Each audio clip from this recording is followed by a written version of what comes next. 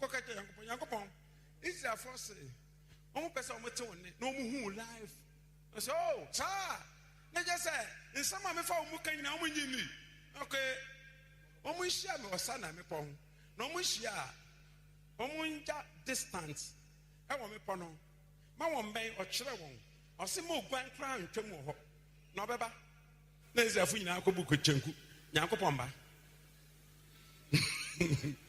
when we are now from I started now from an ebolo now as a so why no j unity Mrs. Mose the papa we yet to be shiano why could shiano and never obey fiano obey for the bahono or chappy patty when or chappy patty when him or chappy patty when him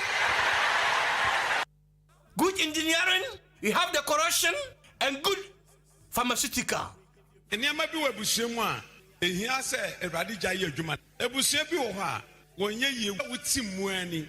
Who feel okay, but who nife, we okay. Into a bit to make us a bush and your nipa, your niska. Maybe no yagene. Oh, here be a dawa bushamuno. Jesus. Me, you jack chum. Ghana adisiye obuoba ofore amanfo emamo ache edeba ahenkan 93.3 FM 93.3 Achimabo the best in the east. We worship you. We worship you. We worship you. We worship you. We worship you.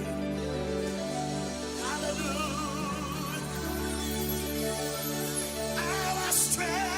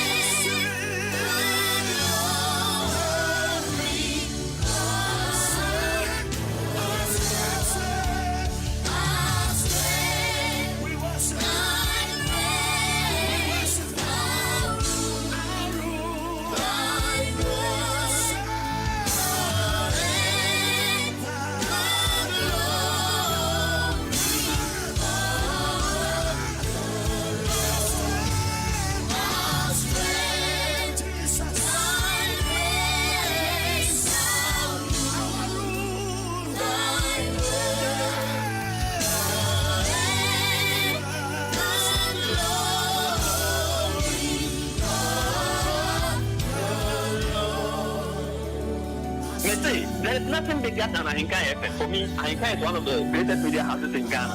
Good engineering, we have decoration and good pharmaceutical.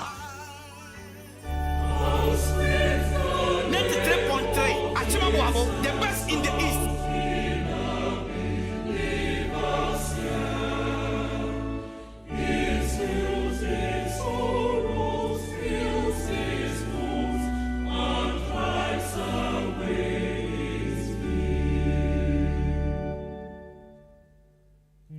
Adisiye obuoba ofore amanfo emamo ache edeba ahenkan 93.3 FM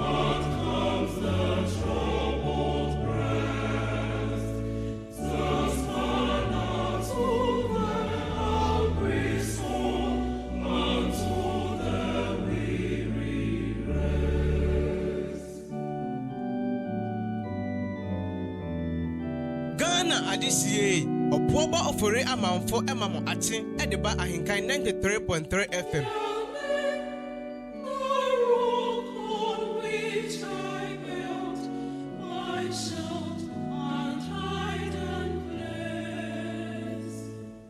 My never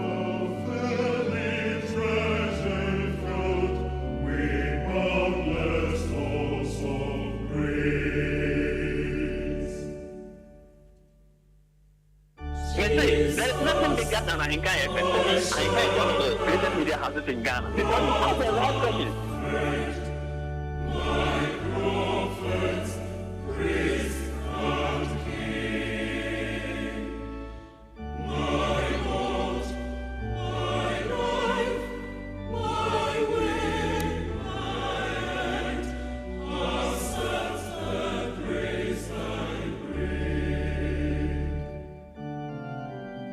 Adisiye Obuoba ofore amanfo emamo ache ediba Ahenkan 93.3 FM.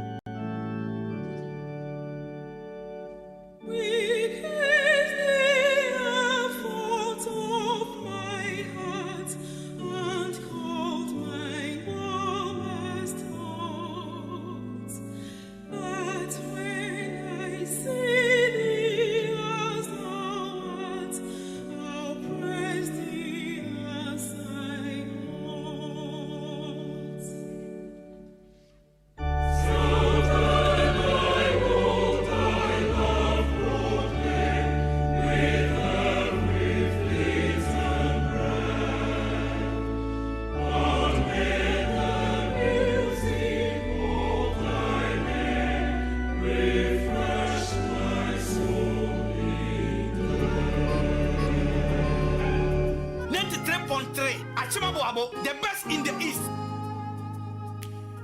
Ghana Adisiye Obuoba ofore amanfo emamo ache ediba Ahenkan 93.3 FM.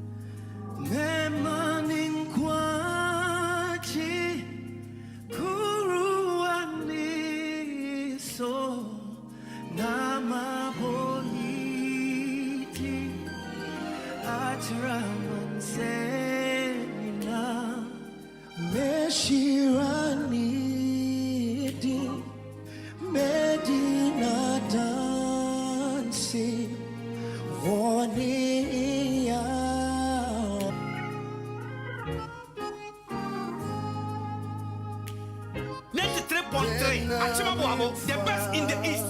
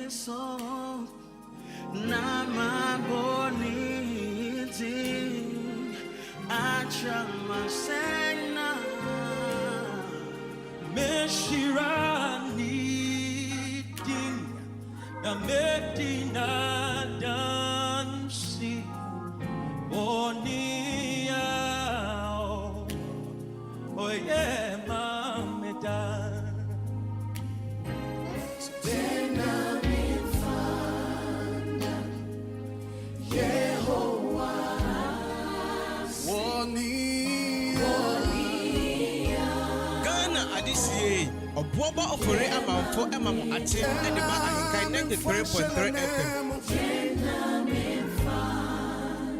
Yehovah,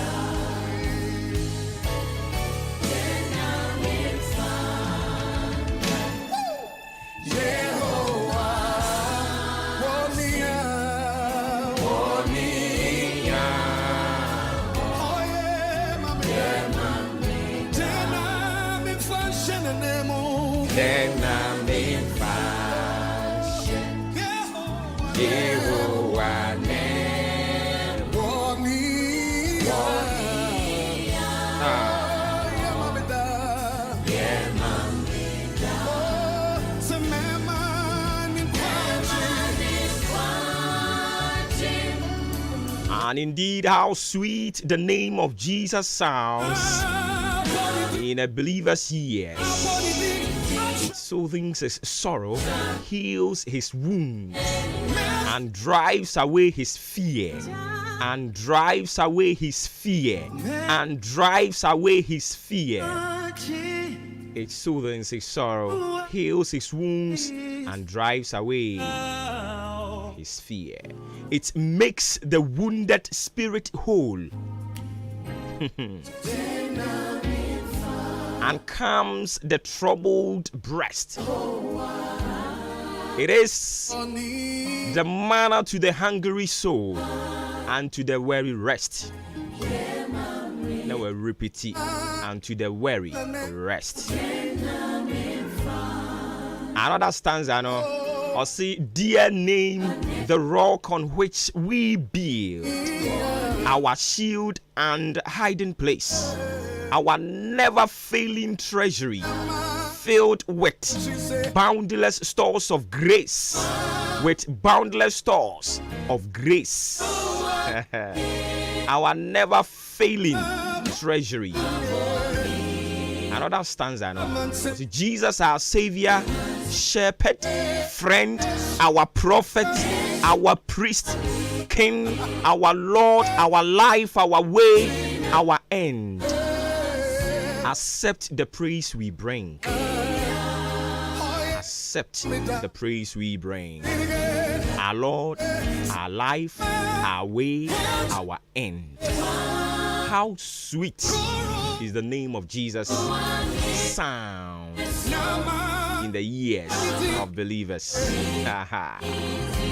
Weak is the effort of our heart, and cold our warmest thought. But when we see thee as thou art, we will praise thee as we ought. In fact, we will praise you. We will praise you as we ought.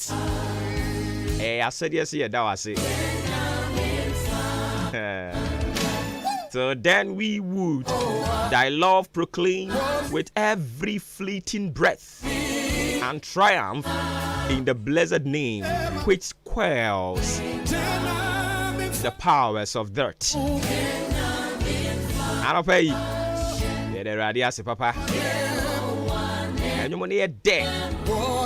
Methodist hymns, you know how sweet the name of Jesus sounds in a believer's ear. Powerful. Baby, I am a deno. The fourth stanza. Or see, Jesus, our Savior, our shepherd, our friend, our brother, our prophet, our priest, our king, our everything. Onyankopon. One only yen guanshefo, yen adamfo pa, yen difo, yen sofo panyini yen hene no ya dibo mu fapem eno no ye kwati sa be ma we na ya kwakoye de ba de yenye aropa yura ye da se de waya ma ye buru ya dwene ne enti ase so se ye kan ye be kan ma ade a kyen yen kanwie oni ye dini yiye ani ti anopa de ye kan se den na ye mfa nhye wa nan mu san se de waya ma ye no e buru ya dwene ne enti ase so ene eye April ne de to so aduonu enum 25th April 2024 ene ya woda enkakra wunyankopon a adibom fapim nyina firi wo asumdue nyina hene yenwura yensomfo yensofo pani yedifo anopa yi o maye da wase bebi odi ya bedru so yengani yankonsu yanye ho adwuma ansan ye bedru bebi aye we e adom na ade abo adom so e na wachecha amana so ye nso so ye so anopa yi ye ne abusuafo nyina nya ye kan se ye da wase wate beni mi krom fo Ghana fo abusuafo ye se ye da wase Yesu ye da ase ye nyankopon ye da wase hon konkron asumdue nkan waya de maka bo mu ahwe yenso ama ya ye fankasa anopa yi techirema da abodwe mu je die mu afusane eye wo a ni ntie da wase na wode waye aseda ye wode a na se ye wode a ewe Yesu Kristo dine mu afia japa ye jae ne ya abra bo akwantu e de hye tutu ana mu sidi ye kron ne ye boy ho ban na gie free atamfo nsem wonefo ne ne de na gina tuo ni susuye biara obesusu ahyehye de ode ba ye nso abeto ahye ye nso asunsan yen age yen kra free ensem erade so bonefo no toa yen taa yen si obeto ahye ye nso abeji adwuma free ensem ya ware free ensem ye ma free ensem yen sika free ensem a woni yengwan kotoa oni gwan betwa wo yesra wawurade se enyi wanimu nhintawe yen enyi wo honhom emfree enso wodi bi entia because na no David ehunu emfaso a ewoso say you will be under the covering of God. How important say you will be under the shield of the Maker. Said, do not take away your presence of me. And you home and free me so. Sounds you home free me so. I better say, I cookwa only na you near just. Akroma be hona ko every BMO. I don't see David did the same one. I can know. Say, do not take away your presence from me. Koso ebutu yenso ewurade yesra o ena aka wa afimu koso ebutu yenso se de akokoba atan butu ne maso na obo ho ban a wo ho ma asem no ena aka wa afimu ewurade yene adehye omo asem to omo ato yen omo eto yen ato omo nso ewurade yatwe nyina ba wunwunu na se na yesra wo ewurade ma wo bambo nto yen so ma wadom nya kese ma yen na yen fa wasida nida. It's of course another beautiful brand new Thursday morning live on your radio, your family favorite radio station Ahenkan 93.3, as usual, coming to you live from our national studios here Kia Frakoma Obatampa Studios. I don't know what Chimabo we are here for any TV. You transmit our frequency modulation 93.3 megahertz. Maybe I will be Watch over to me tuning in. Catch you here. Don't soon tuning in. Outside Ghana, www.ahenkanfmonline.com. My tuning more than Ghana Zeno Radio app, Ghana Ways app, Google Play Store, the App Store. You can download enough for you enjoy programs singing now. Yes, in Korea, I said you know it's a World Pack show segmented just for you. I'm not paying so no exception. Yeah, the amount.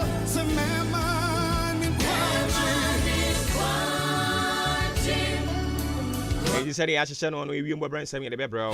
We yanko pan some of the beba. Update. Go pramana suya the beba.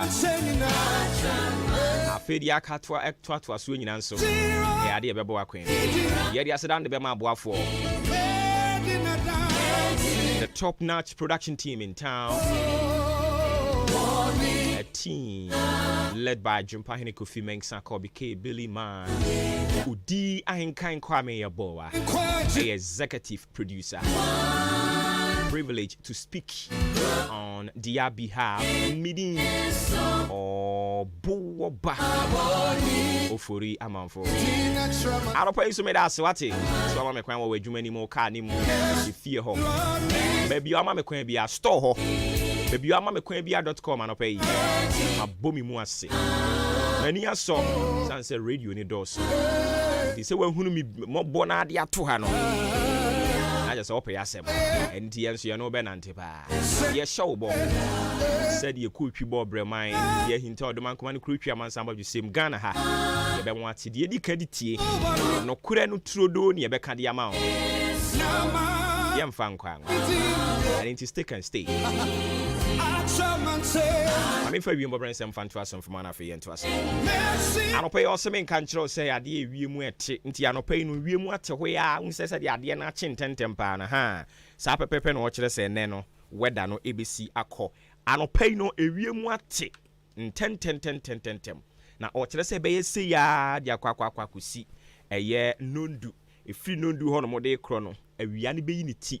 Na atie simu abopa wiane bebo ene papa ebegyina mu aboa de akwakwa kusi eye nonan na fe ahyase se edwom wiane bedwom enya de ene ensuo ewo wiem obre no nhyehye se de omde abre yen anope no ene ensuo ni wiem ene ntia no abomode ahye ne nso e de amayen awia no ene bebo na fe firi nonan hono no ahyase se ebrase ama wiem ate adwo ama obi aho atimi ato no ewiem obransam se de besia kone da mu ne wadaroma ye de ama wo ensuo ni wiem ne nemom awia ne bebo ti wadaroma wo pie na obenya chebi di ahye bibia akata wuti so se na be ye awia ne mo so directly a wadaroma ne waye ne sa e de ama yen ewiem obransam se de besia kone da mu no ene de ama wo mache ene dwumadi ne din ye mo ache na afi ye mo akwaba Ghana, Adwuma-Adwuma On Ahenkan Fm.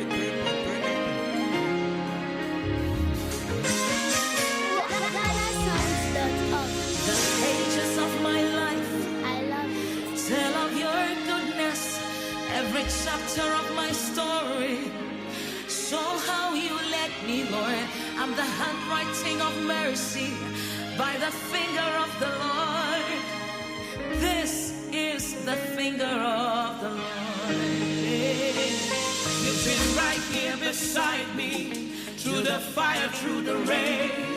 I didn't burn, I didn't drown, 'cause you were right by my side. I am a living testimony of the goodness of the Lord. Hey, this is the doing of the Lord. What shall I render? Indeed, what shall I render? What shall I render to you? What shall I render? Say, yeah, I'm in a woman found. And can you? And yeah, I'm in a woman found.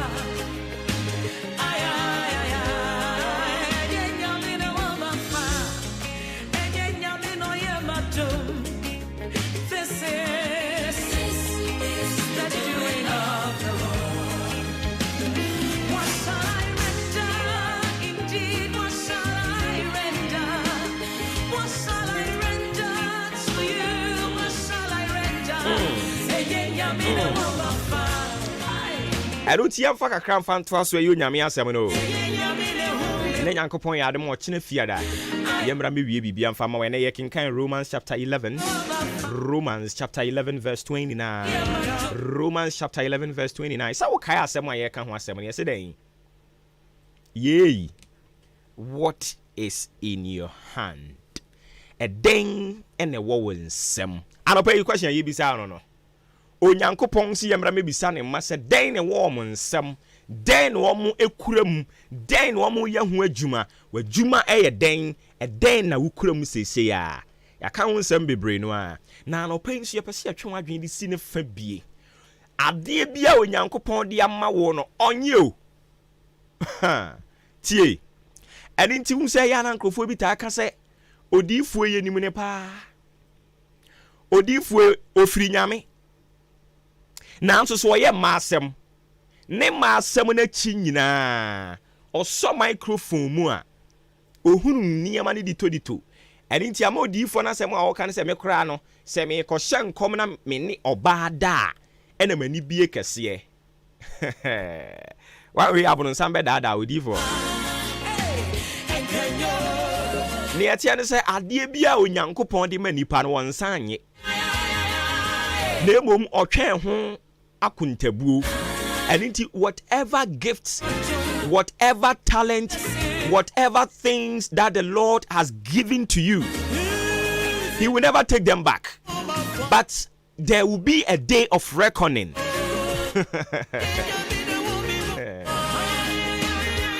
Ante de American say me say die kura won nsam no a fire adwuma a won pese de be ye adwuma no ne America che wo say wurade de adua wu mu no maka kire wo nan no na meka kire wo say onipa dasani bia no God deposited something unique in them. Onipa biara obia onyame abono ote asase so no. You can't tell me say you are of no use, you are of no importance. Nyankopon amfa bi papa bi amfa ntu mu. There is an iota of giftings, talent, something so unique that God deposited in you. Something is vested in you. Said you should be able to recognize that thing and begin to use it. Put it to use to benefit yourself and your generation.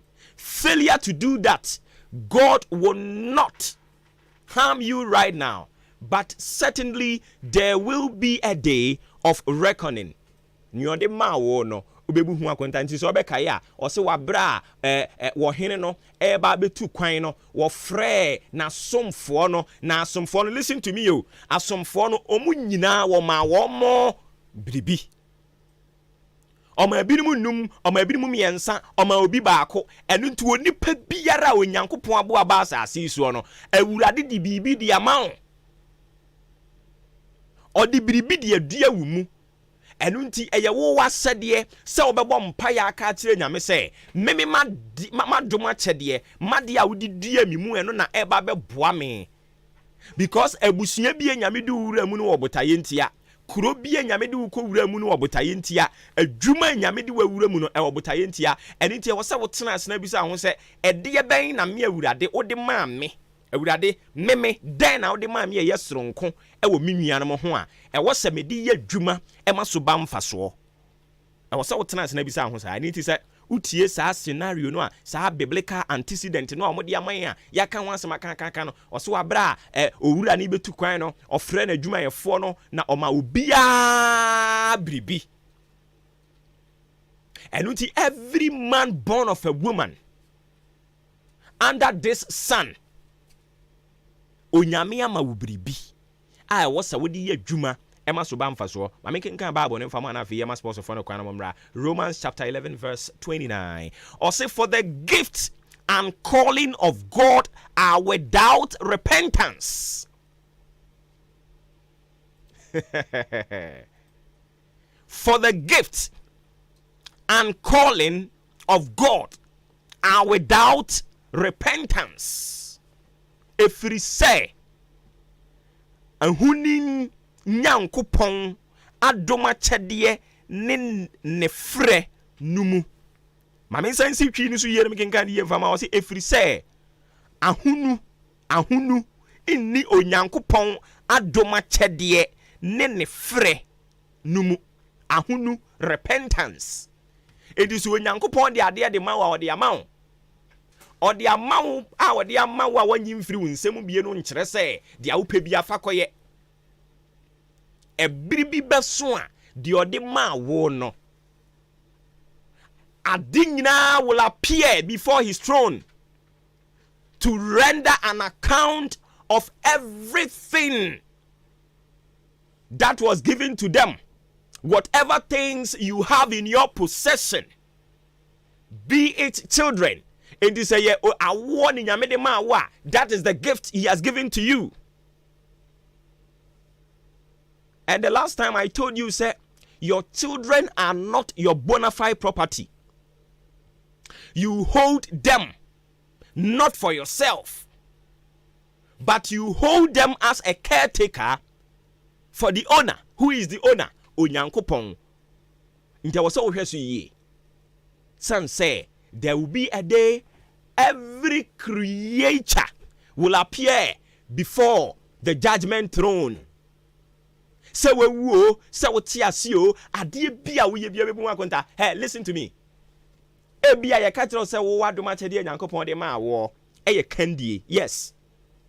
And then talking kan Bible say ayo Nyankopon na obo ɔman mpanimfoɔ ɛna ɔde wɔn si amana man ɛne nti sɛ uhunu wo ho ɛwɔ aman mpanimfoɔ ni bi mu a wɔn nso so wadom akyɛdeɛ no there will be a day of reckoning. Put those things to use to benefit the people that the Lord has made you Lord over them. Onyankopɔn amwa yɛ ɔpani ɛwɔ ɔman bi so kuro bi so. That is the gift he has given to you. Enye nipa nyina na baba ye mpanimfo wo man yi mu. Enye nipa nyina na baba ye asofo. Enye nipa nyina na baba ye kandifo. Ene ti si nyame ye wadom. Si onyame ye buwu bi. Si onyame ye hunu wo mobo na wode waba be si tebia ne dibia. Eye wo som dibia. Emfa nhoahoa wo ho. Emfa nya niema bi a wo kyena wo de wo nsa be hye wanum. Listen to me. Se wo ye akufu aduro. Say we are bobo for Yamanfo, say we are wine, when also we are otumfo, as soon as you are benten, there will be a day of reckoning. The gifts and the things that the Lord has given to you, you will appear before the judgment throne and you will render an account of your stewardship. Onimidientia, adoma chedie nyamedi ya maye no, wansanye, ni mumibu hu akonda. Sit down and begin to reflect on yourself. Search deep in you and begin to ask yourself some questions. Memi ma doma chedie ye den. Atedie Nyankopon de ma me ne ye den. E den na mi kura wa me nsem. De mi kura wa me nsem na wo se me hwe so yie. E wo se esutumi ba mfaso de ma me. Na sutumi ba mfaso de ma afoforo. Unim de entia because Onyankopon asem o kan ye ne se wabra obo nipa wie ye no asem o kan ne say now be fruitful and multiply. Be fruitful and multiply. E wo se wutimi so aba o so aba na ebeba na wo se etumi tretre e ma nipa nyina nya so mfaso and it is Onyankopon de adom akyede de ama na ontena asim misa wo ho ese na me nso de ne wo me nsem se ne na no na Nyankopon bisa Moses say, what do you have in your hand? Moses mu ayo de man say a rod. Na Onyankopon use rod no or transforming rod no e me ye nsenkyerene anopayi e wo se utimi hunu wo adom akyede nyame de ama wo because we nhunu na aye ohome de me awurade ma mompa ye nhunu a wo be ye te se sa brante no a ni wura etu kwan no frɛ wɔm de adom akyɛde ma wɔn we de ndie koyɛ adwuma we de ndie koyɛ adwuma nyamfaso baako asɛm ɔbɛkan ne sɛ awurade me de me na me firi yakuma busuam de ɔmo no sika nimu o ɛne ntimi ankɔ suku mantimi anye yie mantimi ansi dan mantimi antu kwan mantimi anware mantimi anye adwuma san sɛ yɛn de na yefira entomago ne nti yɛnia prepare gro. Onyankopon will never take those excuses for anything. He will render an account. Enti bisa won say what do I have in my hand? Moses die otumi hunu nia na okura na oka kire awurade. Anopa yi, what do you have in your hand? Den na ukura wa wonsam. Den na ukura je ukura wa wonsam ya assemblyman dibre. Ne ukura wa wonsam ya odwadinin. Ne ukura wa wonsam ya aware. Ne ukura wa wonsam ya dwuma. Nsam kironi ne ukura wa wonsam ya den microphone ne pen console yate. Den na wode ye. Because Adwuma-Adwuma bi Nyankopon de ma no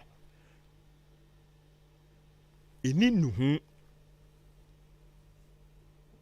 The gift and the calling of God are without repentance, but definitely there will be a day of reckoning. A bribi bedru Adwuma-Adwuma ye ka tell say mi bi sa no pe de na wo nsem a o dia wo si hunhunu adekode firi juoda na ebisa wo ase de na wo nsem bepem sa abre wo si hunhunu adekode yate unhunu ya yate wo hunu nsoso de ase da ya urade de ya nemom put them to use masomra mfaso mfama o.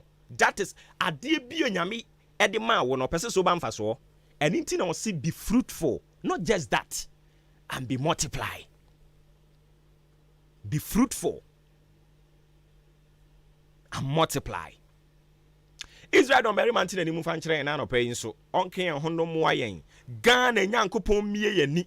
Na yen hunu Adwuma-Adwuma or diama yen yen feel sabre and fanye juma. Ne swabam faso ediama yen. Any a fofro. Na eda. I was ye kuku buhua kontano. Yenya konta papa. Ebu. Eradintin and munchre yen. No one kayen. Na omwa yen. Na yen so de odi adua yensem ebia ye ka Adwuma-Adwuma no o de wa adwen kwa kusi asonde m nkwa nya asonde m nkwa eni tie ka Adwuma-Adwuma no ahwe obi ka se ne de ye diye ne de yensem paka ne de ni nyina ye but enyo mu nyina de ne yensem paka o so obeka ye maame dokas na ne de ye adoye maame dokas de ne ye adoye wo ya adoye a wonwene ho ohuru moburofuo mmobo womo woso mu hunu omomobo no ohunu omomobo a ne wonwene ho no onwene ho enti wonso so tena ase ne bisa wo ho odie ni betimi aye bibia ebia na odie ye dwadie ebia na odie ye nsempaka ebia na odie ye kasa se enkrofo se won nte won ho asese sen ye frawo ma wo bamu a unsa wo kasa akoma timi toyem ni nyina ya Adwuma-Adwuma ahodo ni bia mewrade nya oboafo na oma hunhunu nia ekura wonsem na fa ya dwuma masombra mfaso sanse akyedie bia Nyankopon de manipa no enuhu nim nemom obebu hu akonta ofremi obo ba ofori amanfo ene nso so haya ne edi sie ni ada wasinyame ya adoma wo kyena ye de asem ni nyina de beba wieye na ye wogidie wo agye Nyankopon ba Nyankopon no nkrunkru Nyankopon ni mu se okan ye ho nti asem ni mra wieye no botaye nti a osoma asem ne se mra no Awurade be mana bam, and it will never be void. You be the dance here at the end. Amen. Sports up next. Don't we ever samba near Babet Watwa so Eddie Amao. You are Pumbo dear. You come on. I'm sorry. Yamia Domians, you're here. Okay. Part of your auntie. I don't pay at the Shimamba Ghana Mamba Yamamunina Kwaba Sun Kumbium Embra Ahenkan 93.3 so at Sena Dani Danino Yeno no a good dear Munsem Ena Yadi Asia Wimidin a Joshua Kabana Jenim Yusuf G.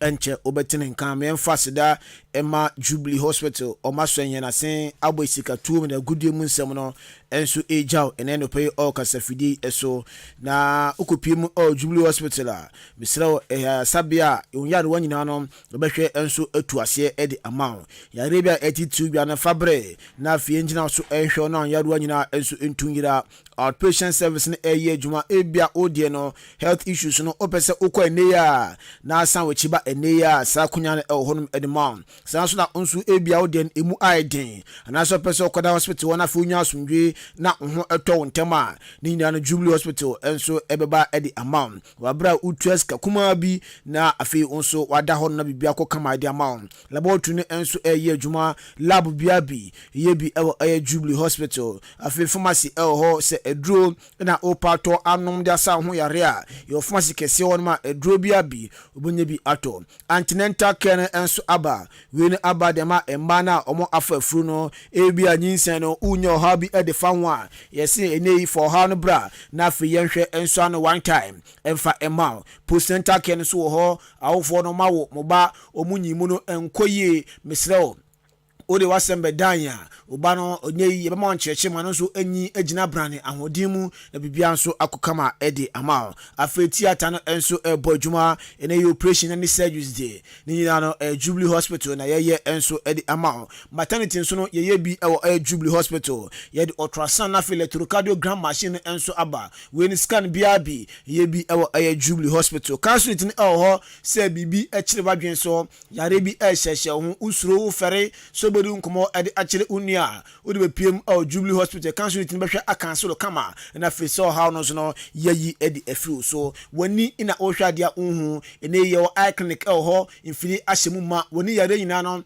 ede be hwe asa etuase one time ede amount dental clinic enso aba mo amosen eye cholesterol mo ampese mutu mo ampese mo hye mo ampese mo polish mo sin nyina no kopiem Jubilee Hospital ye be ye ama kama na bibia so akoye ede amount afi canteen wo ho baby bia uwo bia so wo dwum uwo fie na pedo na pomdi wom atodi de Jubilee Hospital ye canteen na mekanfo edi amount afi sa oba na insurance ukita bia ye beji na ya hwew wo hwe echi akwanya odan baburo dia so Amantra bridge ni so ehonum ene wo 0244 575799 0244 575799 and 0241 784645 0241 784645 na oni Jubilee Hospital enso edi enkomo afei Ramen Barbering Saloon enso aso ye na semeda gudie mu nsem no bro de tenese na nsen de honum na obia eko eno to pese UT na bibia ko kamade ma ode a eno ani Ramen Barbering Saloon asofo school fo na afei dwumayefo nyina no Ramen na nsen mu nyina omoko eno ntini se pese UT nkwadia Ramen Barbering Saloon haircut na star biabi yebeyi enso edi amount odan na se Roman Junction yenim satin sims ni fie no eben ho ababo won pa junction so ni fitting shop no na ebo ehwenim home service na eye adwuma 0552716777 0552716777 ana 0208400859 na one eye Jubilee Hospital ana se Ramen Barbering Saloon enso edi enkomo na bibia akokama edi amount First Trust Enterprise enso aba na je tiene se upe decoder any TV ayusu dia First Enterprise pe na ese woko decoder no tab bia bi ebi ho TV no tab bia bi ebi ho decoder no se upe multi TV decoder se upe DSTV Star Times Canal Plus HD Plus combo ni bi na pesa auto anase ni recharger ni nyina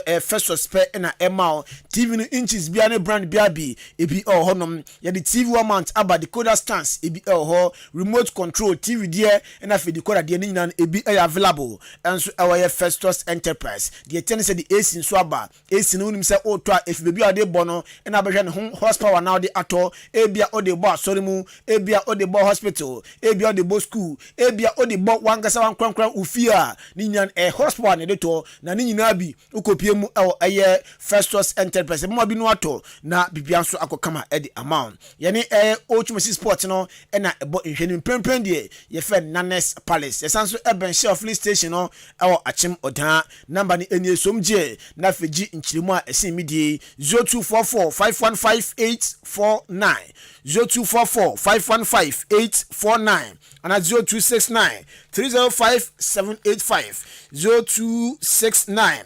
305785 na one First Trust Enterprise enso edi enkomo nyumako no moso asende agudie mu nsem enso abejao ene anopei Benito Mauli Daniel Denchi na afi Raymond Asheteurat na produce show no yebekwa ahoma no so na yene communication director edema achimda Kutokuru Royals enso edi enkomo Mr Eric Okatachi efifa makwaba edeba Ahenkan 93.3 so Kora me jo so anopei na bibia e kama de Oh, Jankopon Adom in the home of the one my own lady, and I just say a yard and a power.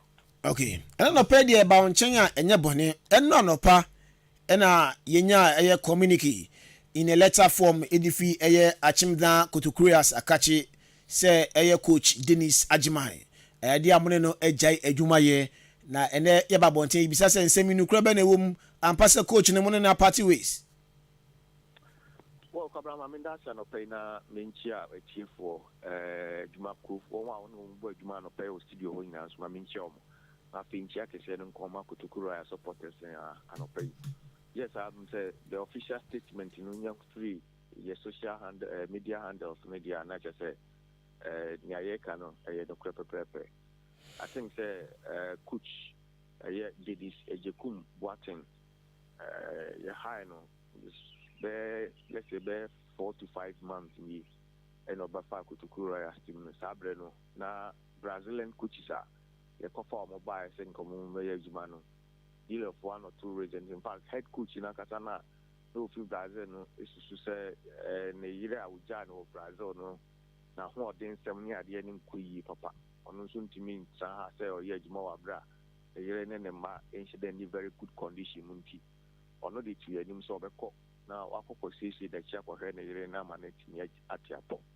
I do Muna, the appointee, a coach I have been in his watching, say, Omra Mayajmano. In fact, I buy them say, I will pay the dues.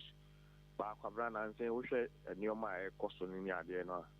I did say, a fabe binu, Yanni coaching in trans, na Akuma Pemuno, Yanin Yangano Babaye.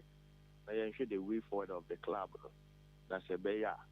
Yenhwe na yem party ways na yem move for mamet for adwuma no so yenhwe but mpanifo ne tenase no I think say nyoma ko ne kwan so say de se pepepe nti nsema ne na mpamam say coach ani din edi Dennis ejekum Boatin ani kutukuro ya saware ne de aso ha no kwabra ne kro pepepe say ye ne coach na aware no let me atiti enti mama na kama.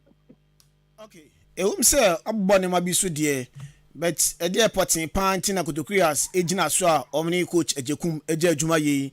Is it because of say ni a senior carrying training ever with the club no more and I say pointer own yan bebre kunim dia ondi ever Kotokurias and a dear potting panting Kotokurias agent so omni coach Eje Juma ye. Well, I think say share the current state of Kotokurias say a castle coach apart with as I said, and I say a good deep details. Though coach be a coach, I think the training regime and any BBI excellent. But we believe say you don't get the results. And I'll have a VIA corner. You did a year so as to say the Besha say Yaman and Mary Kotokuro as a new coach, new team most of times now near family coaches in the BBI and I say no more time. Eja warrior degree. The BBC na and then BBC and but this time around, you know, you heard the kind of results about even me how many crowd the last 7 matches, I didn't say about picky a win. Now, if also say, coach in the ever cosi ya maybe the rich master for pass and for Framba until you move before from some ra.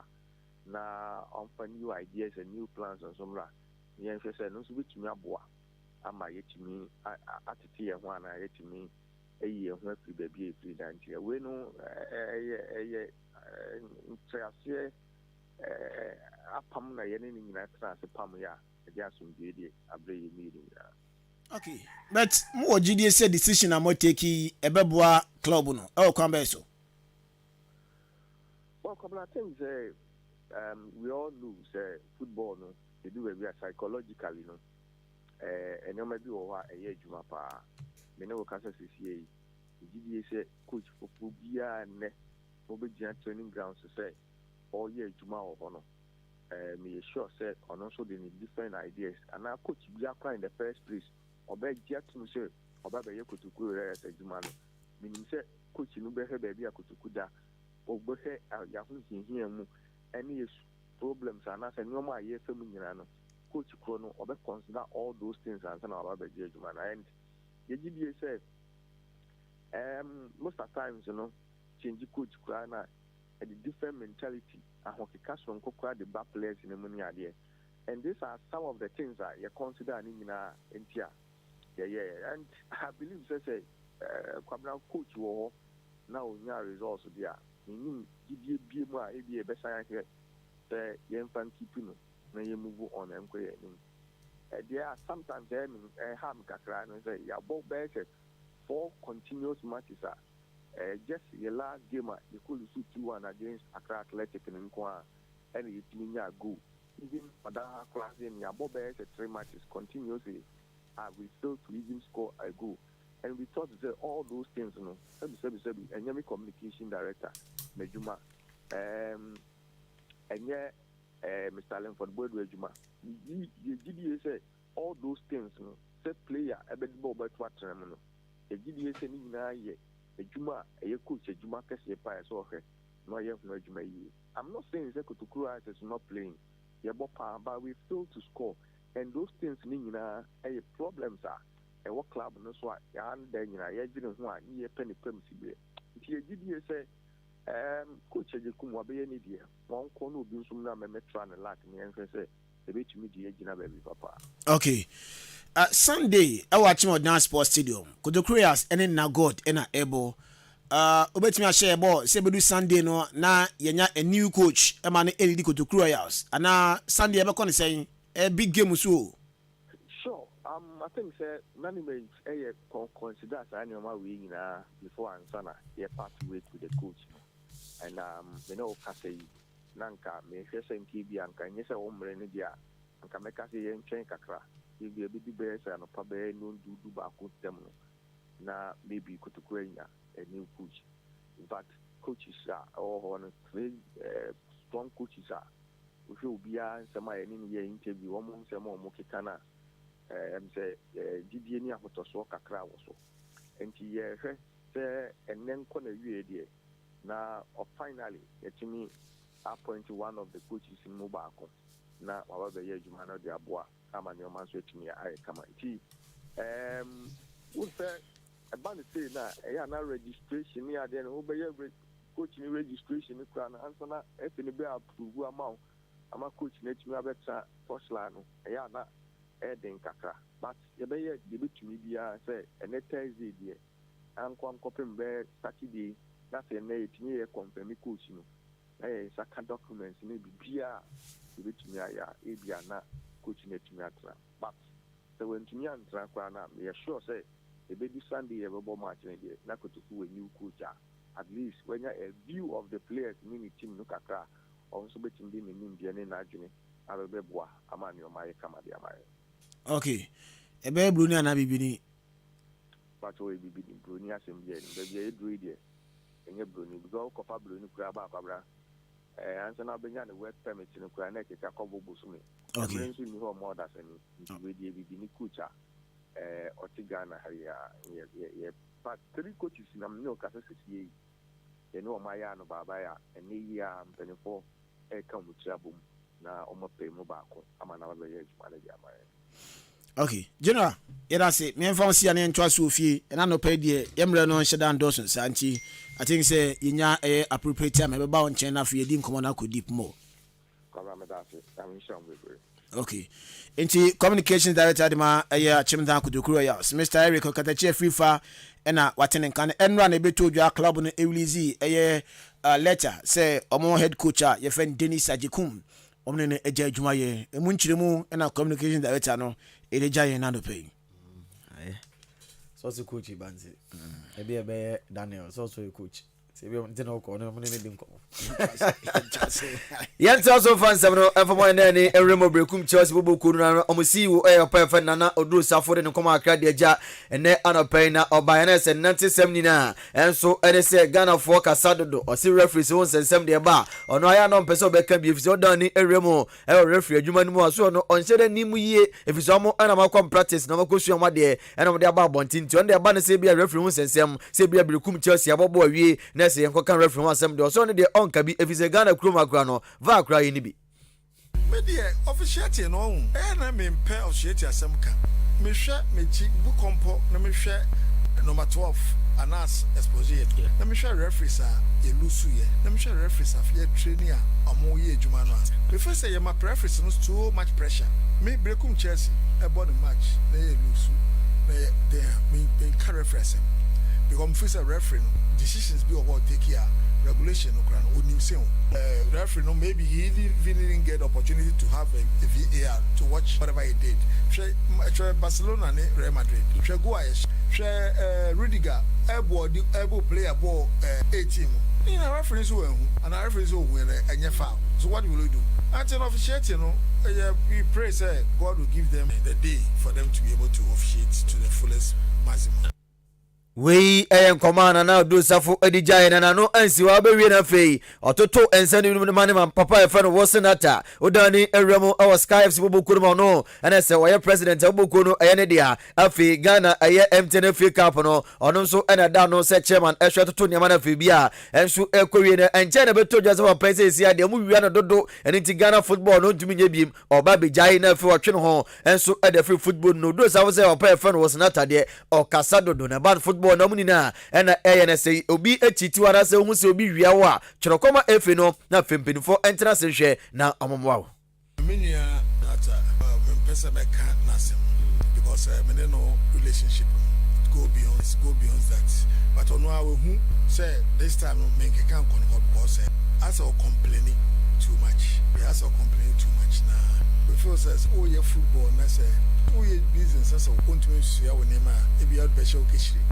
for 2 consecutive years always not on the top time on that top in the officiating people were complaining say no bono dey officiating how we are all in it and you know me worrying say when you feel something is not going well write to the FA and make sure say FA will work on it but here is a case say officer being ko year no I try ready so no I can go ready so can go remember who have you reported to. Nobody. You don't complain to the public. You complain to the authorities concerned. We commander senana Odro Safu si Woduma Brekum Chelsea Boboku no enso ediaja na okanwie no na papa e fa no senata so be yina no wase odan ni ewremu da na se Ghana hakroma no no ese bia on complain ye na omu wia no de na wa complain toileters awodo de akora sumpinfo afie mani sa de na ode kono aiso mu hu no na pusu na se Ghana football no kra no onye biem. My complaint, I have not gotten any response. 3 times I every my complaining, there hasn't been any call. But the Holy Stars, me cry letter, I said to me from match. I'm playing man from match. Made my iPad, my coach on the bench, so on from match. Could the from Papa and so, El Pack and so. Empty me, I didn't know. All these things have happened, yeah, because the All Stars. It was like war. Me and me fear, the any rules back, referee back to me be behind. To me, by Naya, Nimbo, me and me fear, behind Poto. We are no free war. Last year, neighbors to Holy Stars for me. The police for 30 becan. Insecurity arena. Pretty much the case only security for. I don't have any problem. Man, I only I am so many times. But what is going on? I realize that I'm we commander say akuma FM for ano perfect Wilsonata edi ye de ho empopone bi no erebejaw wafu zombie U17 tournament no also tournament enche ebaso ewo Ghana 15th May ebewie 29th May ewo Ghana in Kran na sajuma de ebaso na we zombie serve as qualification edema U17 AFCON tournament ebaso next year proper nankasa na groups no say na group A na city Ghana host nation ye ho afei Cote d'Ivoire ene Benin group B no Burkina Faso Nigeria Togo ina afei Niger na do nchema Ghana ye preparation enso e de face sa championship ebasu emu enutino impenifo ape 4 nation UEFA international tournament enso e de ama Ghana ewo Russia Ghana yesi akan ewom Ghana enra ye boy first game against host nation Russia ama Russia for HA twa kanu miensa Ghana yete kanu bako NS Opoku ya Brantia unya one consolation enso edema Ghana na Gideon Ofosu chairman enso edema local organizing committee for U17 tournament ebasu Ghana no ochiema tournament ni de preparation bibia edanakwem. Well, so I think that the African Games gave us a lot of leverage because then it gave us, it's just ended about a month ago, so it just gave us some kind of indications as to what we need to be doing. And so yes, preparation so far has been good. I think that what we need to now start doing is what I'm doing with you now, which is to let the general public also know what is happening in terms of the tournament. And so, yeah, we've dealt with largely with all the things that we need to do before the tournament starts. Some of them are still in progress, but we are hopeful that even before, I think 2 weeks or a week before the tournament proper, everything would be settled. Yeah, so preparations have been good so far. Again, like I said, the African Cup just gives a lot of leverage, and so we are hoping to ride on that. The same enthusiasm that we had for the African Games is what we are seeking to get for this Wafu Zombie U17 tournament. Inti wei aye papa de din enso ede Gideon aye ofosu chairman edema aye local organizing aye committee of the U17 tournament happen our Ghana next month in Emu Uwiepe and our communications director and so the Ghana Football Association Mr. Henry Asante Chum and so I show Ghana for say black satellites under 17 for no pressure be any so mbetimi qualify akopiem or the African Cup proper nankasa na o say e wom say ne no omo qualify ko bi achepan ye pressure na be ba no pressure be bo ma Ghana so atfo ne tumapa edi efra o say wom say enei ukopiem African Games na support by final day no some supporting member supporting a black satellite. Now could be ako edi ama omo. Pressure is an everyday thing.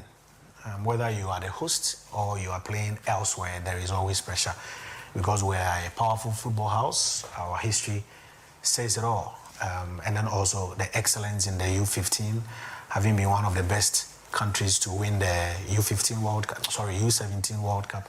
So it always puts us under pressure, especially when you haven't made it to that level for quite a while. But we think the pressure will renew to our advantage because we'll have the 13th man or the 12th man behind us. The fans will trunk the Accra Sports Stadium as they did during the African Games. And I haven't seen, a crowd as huge as what we witnessed on that final day when we played at the Accra Sports Stadium. And I'm hoping that the fans will be there once again to cheer the team to victory. We Kasama forward ma Ghana Football Association wabra uchochim se pressure enuomo so say black starlets and so be qualify kopiem or the African Cup of Nations nimo.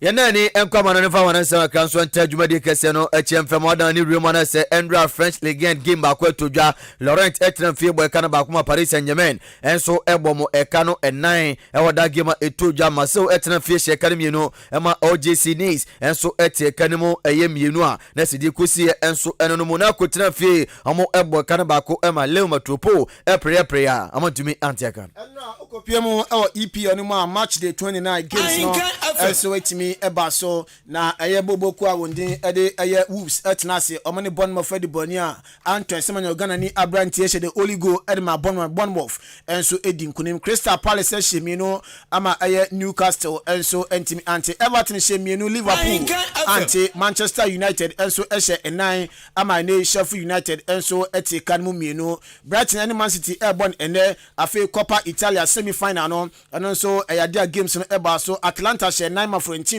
eti kanemu eye bako enuntina kobwa ama nei from Atlanta enso ebehia Juve final of the Copa Italia emu 15th May na final no enso eba so ewo Italy Copa Italia emu. On this note yegina so 9-7 esia na fe niaka enso atwa so bobo fori amanfo atwa so ene ne team no midin de Joshua Kwabena Jenem Yosef Fajiri otenen kan Raymond Ashete Road Benito Mauli ena afi Daniel Denchi enso e produce show no ene anopei captain in the morning oboba ofori amanfo over to you.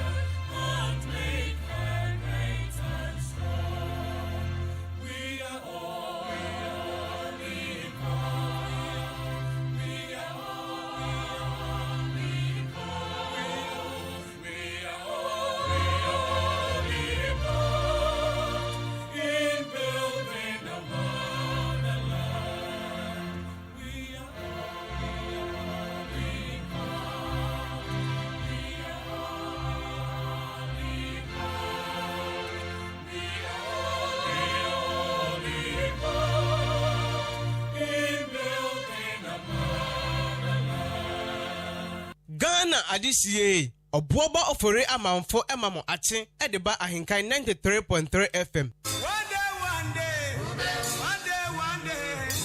no be 2 days.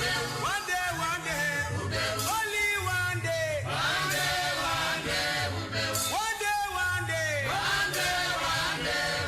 no be 3 days. Ghana Adisie, Obuoba ofore amanfo emamo ache edeba ahinkan 93.3 FM. It's still made it. Sack Nation.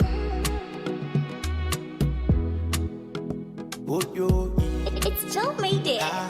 Sack Nation. I'm fighting for my blessings. Mine will be a mayor. Me and I'm a team, I throw me story. Will be my throne of a Bianchi count. Me didn't lay one. I brought no man. Fly high for my food, peace of mind. I'm a pet. Quentiana Musu, Timim baby. Mon frère fils, I don't baby mune. Mon femme dear no man, so me baga beba mempabu. I won't quit time when I'm Mon frère mamma sa don't baby mune. Mon femme dear no man, so me baga beba mempabu. I won't quit time when I'm your person will be me yaseno. Let yasena me frantoma. Uboni di aya for hene count. Baby this year, may a baby this year pa. Your person will be me yaseno. Let yasena me frantoma. Uboni di aya for hene count. Baby this year, may a baby this year pa. I can't make it, na dear mate. Yase macha wo kwen so mempere. Time on call you minim. Ubi ansu be. Ubi enya ni sigani unim kwa nkoro. Be born in Quine, Unim Nam Koro, and is a wooty poop, will be the Biana Kubi in Quine. Hey, free like a butterfly, searching for my peace of mind. But you can't jam me a baba. Miss me, I'm quite so free like a butterfly.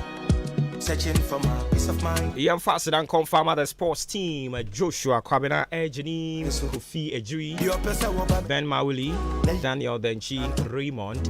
Yet was Sophie Adam social brand Simone B9 Emmy and Sanko 9 so and Abuapa and a part non son matching. I don't need made anything from your bow back or furi amount for.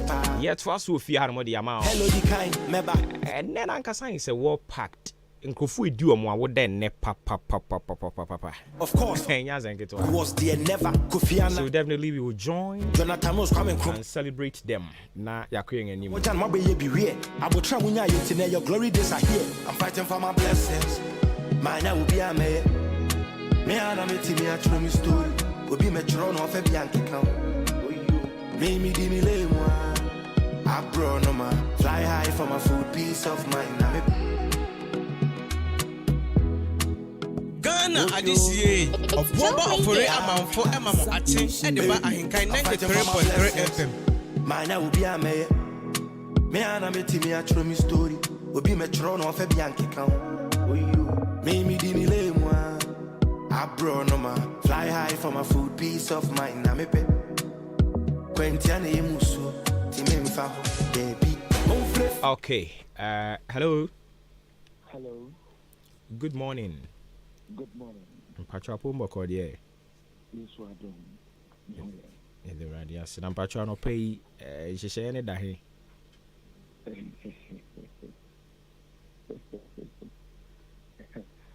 Oh, yeah, the radius. Yeah, that's sorry. And now what done is you. My own friend Papa na. Yeah, wishing a happy birthday. Baby, I will be an opera radin count. Amen. Na onye wakoma so adem fama. Amen. An opera die oye live wa Ahenkan 93.3 FM so. Ewiase afene nyina etie wonka. Na omo atise ne so ye wa with the year boom wa hai. Ewiase afene nyina so echo hodom. So for and on behalf of my team and we thought of it, say you are one of the few people was say you celebrate you almost whilst alive. Inti afro do watosoa. Yes, celebrate you. Inti happy birthday. Once again, and confirm our papa. I'm overwhelmed, honestly. and in Yamu, I say, now only with my four, and I'll start feeling now, near cheerful mother, I shall say, a rather in Shamo. Now, the BPR, Mopesa Mutu, a rather in Famo and Chum our home. Now, a rather and yet Muti a pizza for a bonfire and my radio station said, a rather manner and remaining exceptional. A rather and manner and remaining exceptional. A rather and fanco a chip. I say wherever you sit and wherever you sit, be a Robecasabia, may your voice be heard above all voices. And may this program also be more elevated beyond imagination and understanding. I don't think any entry Ahenkan FM for a relation when you am in a most machine in so you ready to squish to team. Amen. Amen. Now, Papa, I know think I am money a bomb pie. Oh, I idea and say, sir. No matter most small Into riding county at here for young papa, your soft our known Family Worship Center, Christ Apostolic Church International, Womo English Assembly, Attorney Dean Family Worship Center, Chimo Dan and Potemo Henny Bini baby, aha, a penny biwo estate, papa and a year also for penny or into a baby pania, Ediama Family Worship Center, Chimo Dan Estate, your friend or soft Simon Kwikutei, and then I would that a honson I miss some. I will see a train at Tosso, ne we are singing as so at Teninka. Now more moon nims and then I would dano. Moses way to me a friend, I can be the chain to honor or whatsoever. Yanino elbow and comey. Papa and Sana jam wako cran and you mo bena and ne aquaquia would that specially over Percy a bebo amount.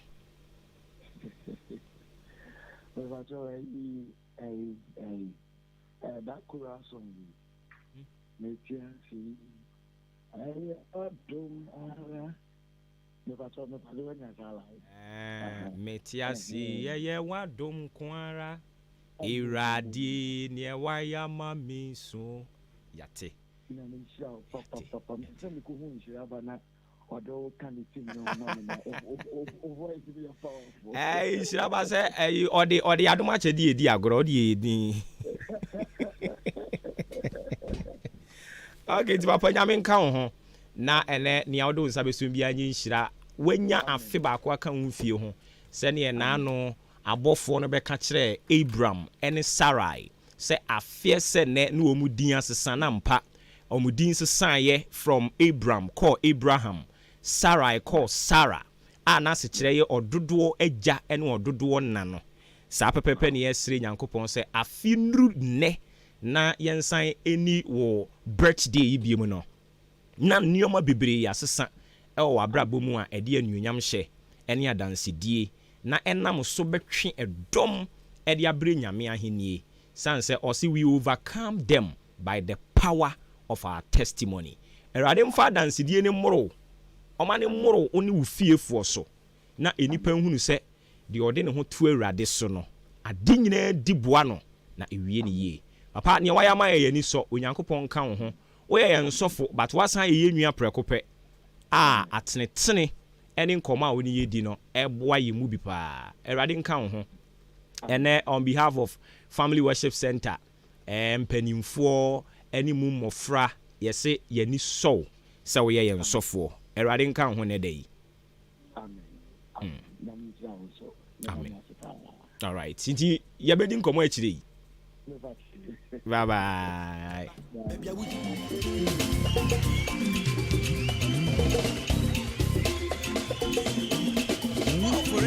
For Emma Atin Adwuma-Adwuma 93.3 FM.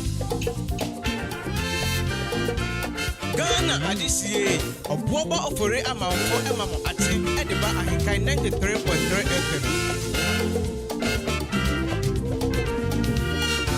Adia ya mame ne doso. Adia ya mame ne doso. Adia ya mame ne doso. Adia nyame ya mame ne dogo oto wa me na mamia wati mi go when nyame mame wo be danasia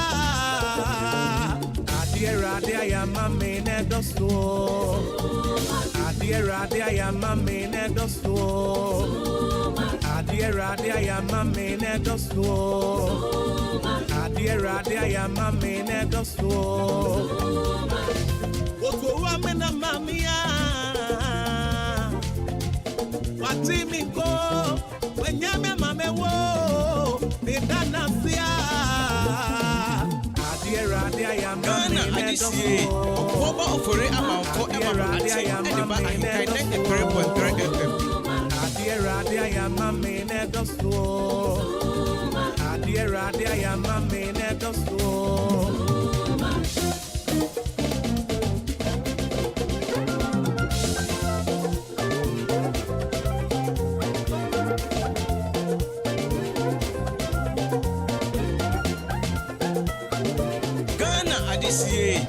Oba ofore amamfo emama ate ediba ahinkai 93.3 FM.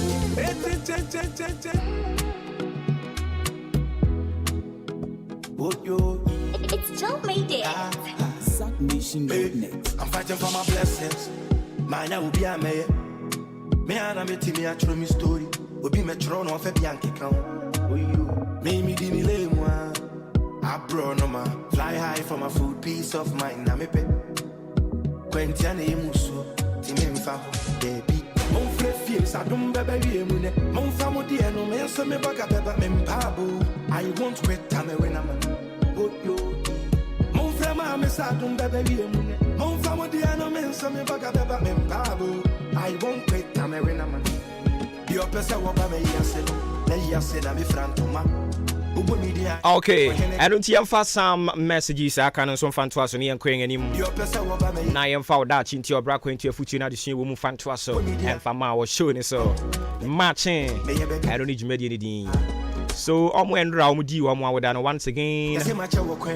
Yeah, mama, happy belated birthday.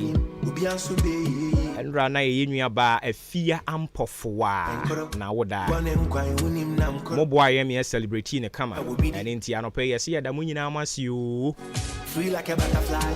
I didn't come home. Piece of pie. More free, more testing messages.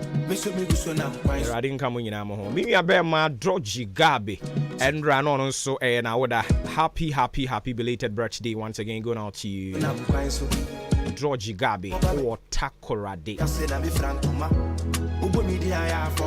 I feel and so I'm with you on my wood I am fan to a Sunian Queen and him Sikawura rich and then I would or soft food Dennis a do gem fee. And I'll pay once you my happy birthday. Only an hour Taichia engineer Maswell Isel. Sorry, Achim or Dan of course ECG boss. And I said manager. And you also for Dennis a do gem fee. Happy birthday going out to you today. Obapa Felicia, it's your birthday today. Or Hima Melody, birthday number 25. And Hannah Udru, also Wawada and Francis in Cancer. Happy birthday going out to you. Ako Gabi, it's your birthday today. And my own boss. Haha. I mean, we run boss today. Nana obidie aba abebio. Nana obidie aba abebio. It's your birthday today. A glorious happy birthday going out to you. Live long and prosper. And of course, do have a good one. Nana obidie aba abebio. Hey. It's my main conquer win so me am a boss, me director, me BBA Conrad Kakraba, formerly of GBC and ADA. My opening our Heritage University. So happy birthday going out to you, boss, director 1 Conrad Kakraba, formerly of GBC. It's your birthday today. And then to my own pastor, Pastor Simon Kwekute, it's your birthday today. A glorious happy birthday. Live to be 93.3 and beyond. Ghana Adisiye, Adwuma ofore amount for Emma Atin, Ediba Ahenkan 93.3 FM. Free like a butterfly, searching for my peace of mind. But you can't jam me a baba. Oh, that into your braco into your future, and the woman brass from Yemfamana for Yemma Quine. Na Yemfa the bon crata was on son to us and fa a mount. I don't pay, yes, taste Jesus and see. Taste Jesus and see. So would I do it? Can I? Now, ready yet, said yet, here. Yesu can I? Yes, taste Jesus and see. Jesus is so sweet. Or you're dead. And it yes, taste him and see. Taste Jesus and see. Ayan kasan kwetiri chiri biya ne. Oda chinti. Yes, taste him and see. Taste Jesus and see how sweet he is. Yes, we are dead. Yes, we are dead. So what son of you are say ampa? I don't pay Methodist for him and here to Methodist hymn 99 why you tune and pay no. How sweet the name of Jesus sounds. Sa and you mono. Okay, kaya na we lyrics na. Ubeduru baby asem o kan say Jesus or ye brother. Jesus or ye prophet. Jesus or ye priest. Jesus or your young spiritual head. Jesus is our everything.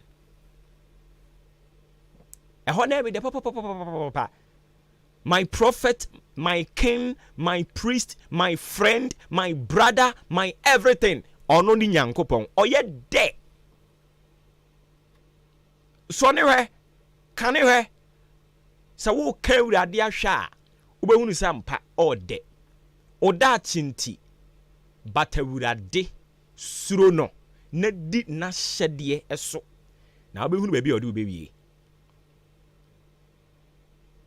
so awurade hwa no pay kane hwe ode o because na sem o kan bia no eye ane any amen Yesu ede ene ya na ka se onyame mu ode o se ene wo kan sei eno kre onyame mu ode he se woni nyankopon na nam a Ayana sometimes in some of the emphasis be canning in Adia Chiro. But so only awurade ne namwa. Eduru baby mu aye ding. Eduru baby a oto ani anto obi animu no. Eduru baby otumi ka se, "Ei, we die." Eduru bunum. He, eye sa ho no. En wo be che ne ho anuonyam. Minim wo ayonkofa oni nyankopon e de nam de. And I am not projecting myself to be perfect. Far from it. No one is perfect, but we are all trying. We are working in progress. Attaining perfection. But you try. You try. So only nyankopon antie amfie bebreni se ne atai ka me Methodist ya wo metumu me Presby ya wo metumu me CAC ya wo metumu me Pentecost ya wo metumu Roma ya wo metumu se na ya na wo ka no na se on nim you don't know the taste of Jesus ya na ka wo kakra unim se eto de den nyankopon timi famu beje ne ma on sheda ni adanse die bi e kire sampa onyame tumi nso a Madam akao kakra. Bra akao kakra. Aropai yes o da chinti. Taste Jesus and see how sweet he is. Jesus is so sweet. Taste him and you will testify. Ofremi obowoba ofuri amanfo. Mejadi akana ma honkonkron onchirechiri mu fa nchiro. It's a very deep message. Very deep. By an brand my kwama yentimi in laboratory. Inti debia mesra bofo se Say asɛm ne tɔ fam a ɛyɛ a ɔmommoa mo na ɔnkyerɛkyerɛ mu mfa nkyerɛ mo na muntimi nti aseɛ yi na muntie ne saa kɛkɛ sɛ ei abranti ɔka nsɛm o mentie ne saa kɛkɛ but yeah, listen to message no ɛne a ɛyɛ divine voice a ɛdi akyire a ɛkyerɛkyerɛ mu ɛde kyerɛ wo hwɛ wo nua a ɔbɛn wo anim hwɛ n'anim na ka kyerɛ sɛ taste Jesus and see. Obi ɔno no so ɔyare paa. Obi ɔno no se wadi deɛ nnwon. Deɛ nnwon yɛ den abrabɔ no ayɛ nnwonwon deɛ ama no ka kyerɛ ne sɛ wasɔ awurade ahwɛ anaa waka na hwɛ. Ɔnka Yesu nhwɛ ne hwɛ sɛ deɛ bɛkɔ. Obi sɛ omi deɛ manum akum mi ni aduane pada. Unya nka Yesu nhwɛ yɛ. Ka Yesu hwɛ. Na behunu sɛ ampa he so sweet than the word sweet. Erade nka yɛn ho. No one tina ni mu nkyerɛ yɛn. No man asɛmi wei mu entrasiye. It's very deep and I leave it to the Holy Spirit to continue to explain it to your understanding. The Holy Spirit should come down to your level, the layman's understanding, so that you'll be able to comprehend the mystery behind this message. You'll be able to catch the vision. Taste Jesus and see. He's so sweet. I recommend to you this morning, taste Jesus and let's see. What's so near my baby? Yahweh. Imu on your own. Send ya yana. And I know na branty you can say. Unza wouldn't send goo and numua. Wouldn't send goo and numua. Why a kai? Na, where be saw home. And he having me could be there. No, I will suit it. Now don't sabo there be. As one boy no man zano. Or waxing on we no. Uzo Oshiguru and what yet. No, I will soon it. He having me could be there. Or say there be. Ghana adisiye. Oboba for a man for Emamo Atin at the Bar Ahenkan 93.3 FM. Taste Jesus and see how sweet he is. Jesus is so sweet. So obo abrabo mu an ye nwunu bia be ye de. Onyame ye de. Na ye nim ne som ne ye ntia se ye ntia. Senke ye tia se a anka eba be ye nso anu kese e de ama ye haw ne ama ne nyina. Onke ye ho. De ubon krata mo boso bre na so. Wo da chintini de de akonkon ha. Abro no ma ye yankasa ye betwero ye story. Ni atimi a kyerɛkyerɛ mu de akyerɛ adasama. Owie ye na ɔse kwaku ananse. Ogusu a wɔpem kɔ nanim. Na ɔhwɛ anim sɛ ɔbra ne bɛyɛ e de ama no. Ye sɔre anopa na ye tunsu onwu agu yɛn so abɛtena ha no. Enye nsu onu no dware a na ye de o. Ahomakye na ne de. Ahomakye na nso so entimi nkokwa a ɔdasani bi ada. Ma sɔre ahomakye a mfie bebre ni so still ebre no so ne me sɔre bi a na ye me ya. Ni nyina ye kwaku ananse. Entia. Enti se kwaku ananse na ye krado a. Aye ntie no nso kakra. Ghana adisiye. Oboba for a man for Emamo Atin at the Bar Ahenkan 93.3 FM. Ghana adisiye. Oboba for a man for Emamo Atin at the Bar Ahenkan. Ghana adisiye. Oboba for a man for Emamo Atin at the Bar Ahenkan 93.3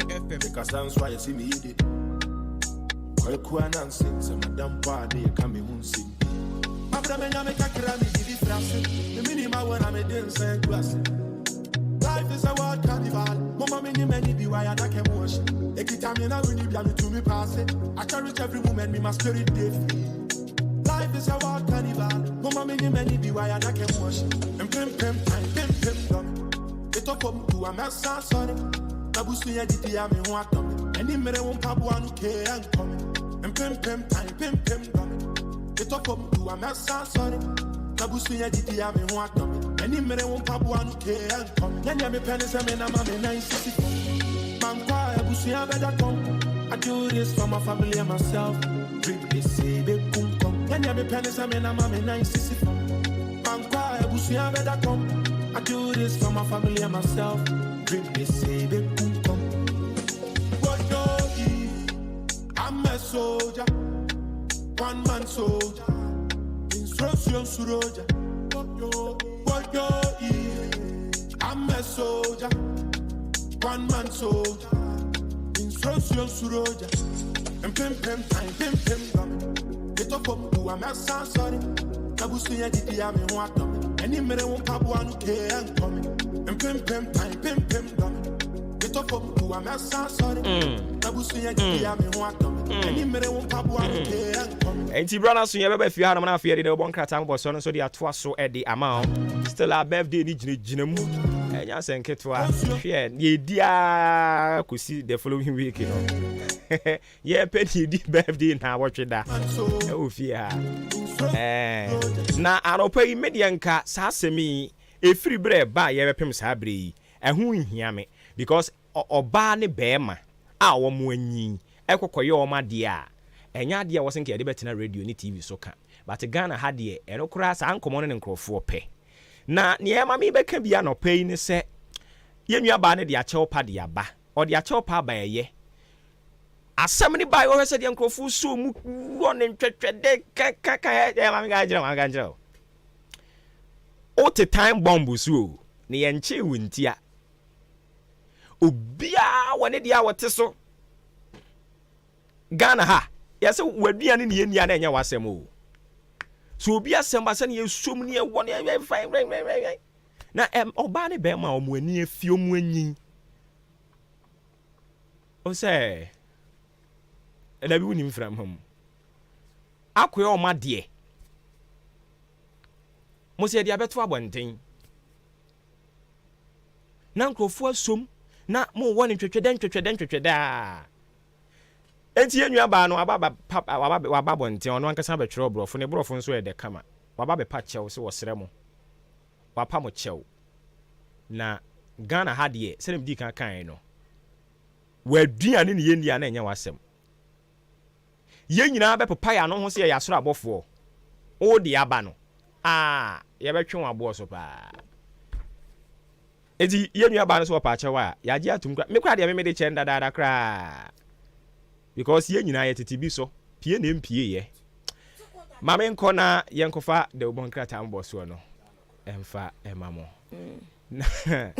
then am nkoma pai wo hoyi wa ngomo na konkomo ni yesu ye di bi ta asem penipa na pen ho asem asem de penipa wa de won ko wo so motivational speakers ni ya omo nhwe yie ono wa mfa mma meto abonten o we onipa da sani na yes obedi ne bone de anya ne ya ka se unim ne wo ya da bi emfie numu asem ni o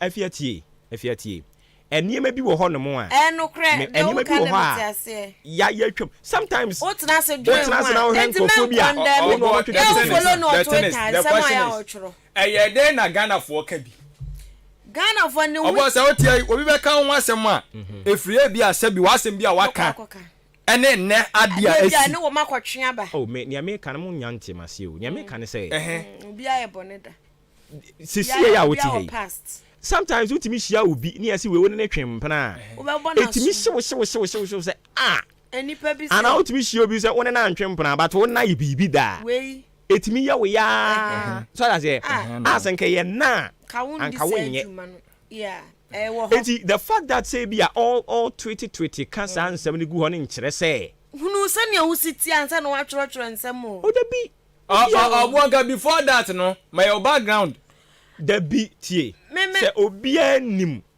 o be hia obi ni atworo ne hyebra bɔ ne moma so a anka be hunu se ne oni nipa bia be mimi si hey oboy nti na ya na ntede bia kasa bebre na hu hia hwensem twofo ya esisi hey ai Uganda hey obi timi so politician me attack no e kan hu nsem na MPA opema MPA akwanyim we na obi personal life o ka dey o dey yes public figure enso no ubenya media ni a na o ka tell me bema opema news but obi be kan dey agu animase wo ho Uba unyasem choni bia. Otimi kata politician bia disika so sabo man 1 CD a ono sem choni no ka man 1 CD kro obedi. Obedi. Odi disika man se fa koma so mensi. Obefa enko. But onu nya politician now. Aso onu nimwiase nyansa nyina. Wo sa ni pe ya wo ka say. So wo asem ba politician na wo horo no ye be kwa akofa wo asem na wa ka atwam na ba. Ye de akompe. Sa na ewiase Ghana nti unim ede ba asem ni. Amunya ba se na fie ka no. Eti unim dia wo ya yesusu nkasa. O kasa metwase. But ababa wa die yi a ye ka ho asem yi. Eye mfie num bi atwam o. Mfie num. Enei obo nso sa ase so. Be ma no so be ba de kirem. Be ma no ware ye nche ahia sa. Sa asem wono de oye kro be se asem ache. Afe kra na asem no asem akoda o unim za akoda. Dum so ya ba ba ji ba bia se oduru ba bia. No anu bi e ka. Wa be pa chew. Ewi ase de obi di ubone ko kanyame ani. Na o ka kire wo se me pa chew a. Asem na asa. Oh yes, na ya boni o te ka se nsusu. Ya wa na opa na chew. O say opa wa ya chew. Opa ne brands ne ni. Omo de o mani tuo ne so. Ti bia se de o ya wo ye bia no betwa. Onye hwe obi aye boni. Misie bia nim de mi so meye. Unim de bia won so mi nim de wo ye. Mi nim de adwen ye no kukuam. Enti no me hwed mabrabo a asembo no me susu aka.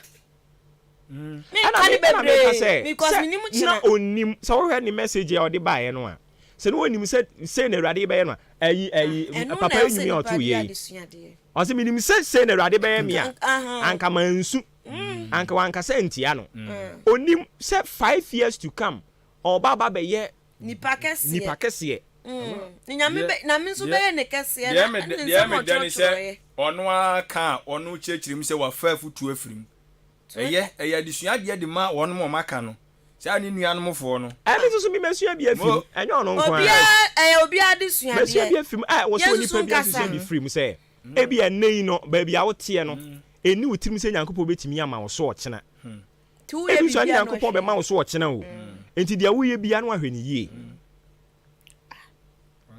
dia wo ye bia no ahwɛ ni yie se ne be ya ochena ye twa sa mfoni na mo ahwɛ a unsi wutirase Ghana for the omonya ne hwiu Ghana for nya Ghana for bebre no aye nya atwomfo ono na adi no abro obi anya ne hwe ono unza asembu atimi ba na nipa ne ahwe na omosusu aka asembu ono ma atimi ba on but nipa ne ahwe wa so but utimi hwe nipa no so nneoma bi emri bi wan kwotwo se ayi osire oba emema hu ayi sa ema no omo nji sika o mema ho no ye hu omo so mfa so emema ni nim se ne handle am yanso yeso won so woji gbayi day bi age 2500 na ba twere we to ho a mfie num wasua mfie num ejade no se we ya ma ko besua de ba be kan wasem na lessons are wasua lessons no fine na ka we yes ya e ko ba be kan ade ne de pressure many pa enko social media ya no pressure fa mo me afia de mfa me si hey fa bi ya si bi ni dia ya me no dia me wono me ba nyame na ma we asie obi anko to radio ba ma obi mo point pa ye den ya point ne say hunu wa brabo dia wo ya dia wa ya twam a ya susu kan obi susu criticize nyoma bi ene susu choro susu kan susu kasa because unim sabi ochina de no ebetija ema de na wo ka no oni enti wo pa je say ti de wa ya twam unim usu unim de wa ya twam unim de wa ya twam ti no so obi so de ba na sa sem bi ba na se efa de wo wa ya twam hu a ono na ye obi de na no ka na ono ochoro na de na wo choro enti ensem na wo choro nkofo mfolo o mo hwe aya mahu ne asemi ba mahu ne captions old nkofo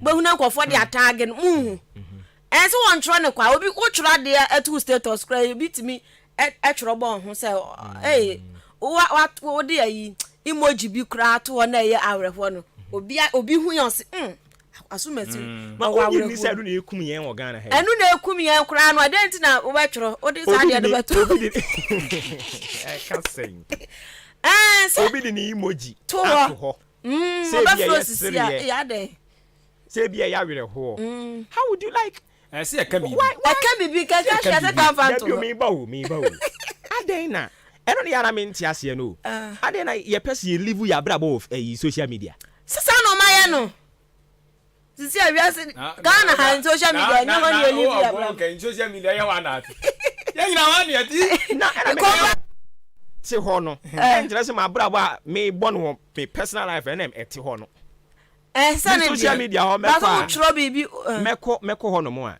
eye se bia me be program yi na ma post wa me start ana ma kotwura to Facebook ho ewu mu an ma ko hwe de e koso wa bia na me ko me ba bi so ati ase eti se ye ma ne ye te se bia ma posti esun enu nti personally sa we ni de ma postu aduane enti na me obu an mo postu aduane ska no no mu nsuo aduane o si hu no eti fake lives why I was me link social media brabody man say any say no obo eno wo ho ba say wa de ne de say wa de no ono a to de bia so no so de adisu ade a choro ne do me mo de me o choro message ni de ma me ntimi so me sua bibia fim pa sua de na me ka say sua de na na mama ground kra tu safu we adani bi me hwe ni video bi ano no so tufu say ono kra o ho no o kan na chi years back kofo bia bi oni omo eye bibi ene omo nante ya no anu ne ho so onim se ka Nyankopon be ni se ya enko won tu sa na mo obi a wo ne past but won ebe din so be hu na na Mac Brown se obe fa ni phone no wo trotro nsem ebi ono atrotro no wo mpe had Lucas obet na Mac Brown no kasa even as enkoma ba obi aka he din so obet na no wo ye celebrate ye mu nsia sa de no debut the part say Nana Mac Brown kana no tumu nkire say obi a o celebrity bia nso kana no ntu yo and some ba e be kwa kwotwe ba ye wo de kanya no tum ni de kanya no ntum we about personal life we live pain so abrabo wa bo pain no say boy na nkoyi ama no ne wa firi mu a obi bobi na wa futu sem bia de be manipa na fama no men ko kasa wo ase nipa no wano de woye man penti wo se wo ye nipa me ba ntinka onwurewura fie mu na den o trogu social media se mi ba yo mo de target ni enya na wo kasa nkrofo ko kan nti ebia ono no ne experience ene odi tufo so ase se ebia sei enti wo ko kan ya wo se unsusu bi so wasemba yeso de be experience so de atu yeso ye honfo experience ben wasemba me de na aba ebia na wo de ono no de ba yo da so te Ghana adan o tro say adenti na ma take your nude pictures ma mema o tro yo Twitter asemi bae omo de afa ho ono nti ase de nti a ema ebinum timi send omo nude ema onti ase nti wa twete wa tro list 10 na ma bobere atwam na se ene menya adwensa cha na bi disio esun se bia uyi aten na ubu aten esun se ni abetro na ebe mehu se o ebia ade no afa mu bi da na udi tufo but it was all the true there be say or say why would any lady take nude pictures to his boy to her boyfriend and I say a question obi say a question enya question so anu answer wa nu enya questions an wo busa say bia de ntina ontimo ma no ayo there be the me that time me say na sa leak as nkofo videos leak enti ono nti ase say de ntina oba de utimi tina ho no send no picture ma be ma what you say and I make say e bia na wa sua bibi de free ne pass mu and ono so di be ya futu say e de ntina wo say oba uteki way but mind you for a video na ba ya yen hunu na akire no na omo medikan di hu komo dada wo omo di hu komo so omo medikan di hu komo te se mfa ne se bia omo akwa ne ye de beba memfa ma ye de beba memfa ma ye de beba nti no omo di hu komo dada nti ono no ya we kura se bibi sa wo ho a ebetumi ya ba abonten because recently ya no omo say ask komo ne ba wo dey kan message no Yeah, recently. Was it for 5 years. And recently, see we be ko di bro nyani mu zede. So what I say? For 5 years in ye. And all threatening so the beba bonti and beba. But we on the side though. Yes, so kasa me dey nyese wan kwa obia am try for the two why am so kasa. Hey, give them both of them on platform no be expressing ho. Ani ebe hu no kure no. We on me dia no let no dia but I don't have any problem with it. Adesua wo. What dia tum say ade na akoso. Wanu asua ade afim it is good for her. Me ani dia eh good. Ye kra ye nyina so be sua ade ade afim. But the issue is say obo abrabo na ye bo no ensatia nyina anye pe. Satia anye pe. Enti obi de ba said the obe han wani aka. Na ono hwan wa na me see screenshot na ya hu bia na. You are not there. Screenshot no hu bi. Adam say ono onka obi asem o. Onka obi asem so obi anso nka na asem. Hwan na ka kire o? O say hwan na ka kire so ono obi anka na asem. O so ono nka obi asem. Onka obi asem. Obi anso nka na asem. Why na what say na asem aba krimu a say why ka bi. Ena me si Twitter na mu follow no bi. Say mu ebia mu hu say yakutia na obo ho but ono de onka obi asem. Ayo we dey say me si anya masem o. Anya masem. Me so me obi a wone dia o yo. Ba unyo obi a me ha no say unyo obi asem a ya susu. Susu no obi anya pepe obi anya papa sa. Ase bi mo ayo ho said motivational speakers in the doors. Mo kan sa na akwa say ono no kan obi de. But na me pese ye. Eti wo pa je say onka obi ade. Onka obi ade. Wo di no ya ochro. Achro na chocho ne achro ne sen. Odi tu ne nkrofo a omu ye ne fans omu ginidi. Odi tu omfo say oba men send you nude pictures. Enye so oka so oba and send you nude pictures so. No say den. Asam ne say ono nti ase say adenti say mi si hey. O baby akosa ne mi si e de be asem ni. Na oba to say me na ka me so mas enimi. As wo akutia nkasa. Akutia bo. Omi da bi ne chat me pe na sempo na na aba na mo. Po ma sempa. Me say na na aba. Madam fu bi. Se ne wa fa madam fu ni say ne ba no. Ono so de na na ama. Se no wa fa ne say ne make us krom wo France. One abaya madam fu ne koi. Me po ma sempa but me dia make ne say yenye adisuan fanya adisuan say. Obi asem aya yensusu nkasa because obia was skeletons. Shene what come am so me di. Eno ana me so me. So what sanity? Me insanity o. No. There be me insanity but the American say. Ono na onim se Nyankopon de ni beduru ba bi a waduru yi. Se kan wonimu a nke bia ne bi ha wonye. Atrochiro obi se de wo kan ka won chro. Okay ne o kan sa bia na Matias. Na onim ya titi hayi. O bia wa nso so me de hayi na metete. Me obwa bo Nyankopon 4 years Onyankopon betimi atamu afiri ayo kes. Ya wo kan ha. Afa enuma bi a wo sha ase se na wo ye. Na ebepie ba. Yes. Eno na ase yan disua de. Kan wasem. Se mu ye nyina nsua bibi mfiri mu. Se wo she kura ase. Se wo hemfa. Dia wo ye bi asua bibi firi mu. Because bibia betumi asi wo chena. Ende. Eno de. Na me yo beka chem ze be ma opema. So mujuma mudi adu no. Politics no you say omo ye no. We pema we na be ma de opema ko nko pede. Pema nka on pede yen. Be ma kwa don pema said ye nti.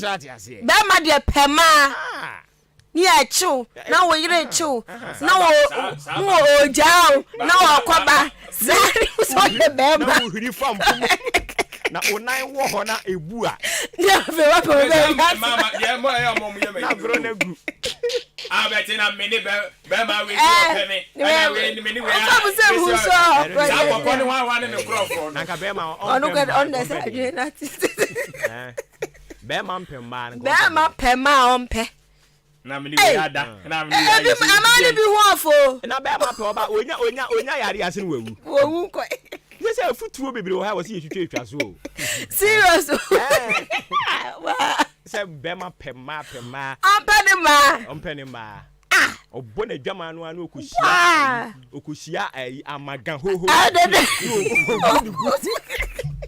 Nene this what no why. Obuni gumu a oba no oyire no wa miemia no. Wonti bi so la okoja no. Tumi ara de ja ho.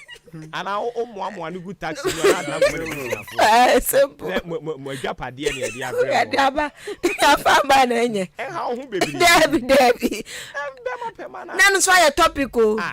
Wey. No mo di twa mo ho adapa. Wey. And wey akwanyum wey. Na news. Shiakai. Wo. Hey, and that's the other guys are saying we. Hey. Mo defend you. Yes. She said, "Unya sembian." Hey. Uya wa man say unya sembian. Ka wo si asumasi pema. News. Now anyway, akweda. So of amahe. And I'm say I got the pictures be near your baby. I be sending the way. Yes, I say who cry. Oh no say obi pema no opeden. Because be nsem bebre. Ompema na bia opensa. No so. So ati ase. Opensa. Mienu ni nyina waje. Opema pensa. We uturufu. Etu ono awi bia emu bi ebeku ne ntem. Se ma ne beku ne ntem wo se ensa ne beku. Ano kra hu die ku no. Ka say.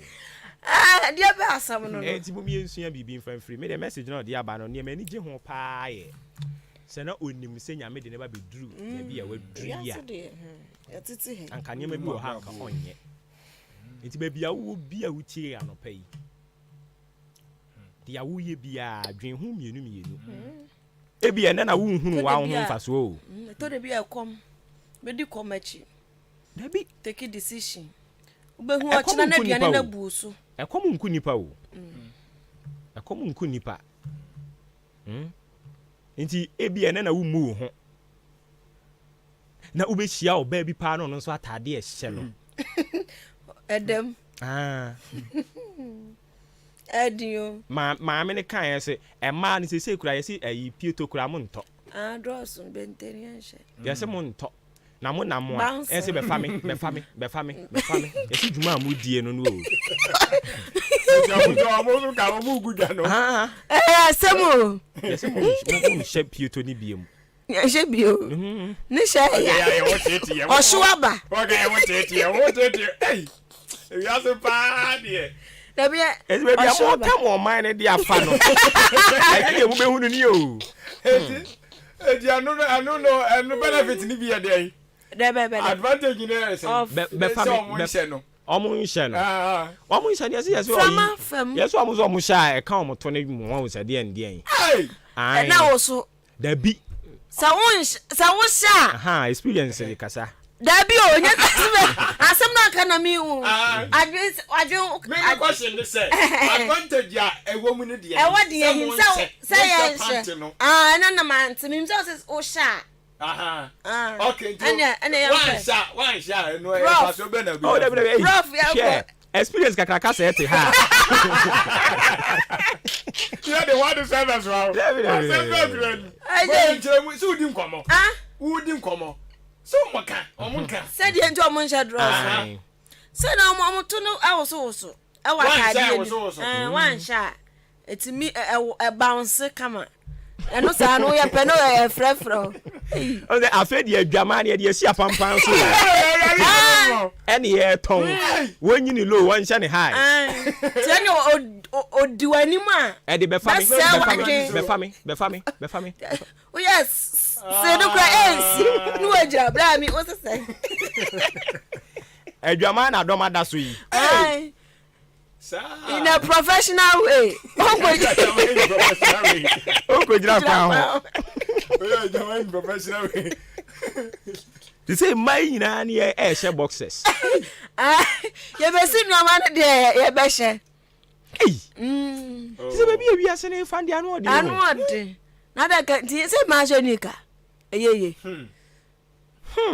na mo so say supporter asem ya se ya kan ye me mo so say supporter bi o Hey, first na get papa mo supporter. Na ma mi asia hata. Se se mo so mo just supporter. Ayi no. Asi nya share. And now ayi boxer, bo be no she boxer. Supporter member mpe mi Ona so say no no. Ni nya si wa. Hey, ni from phone na ho kama. Aha, so na ma.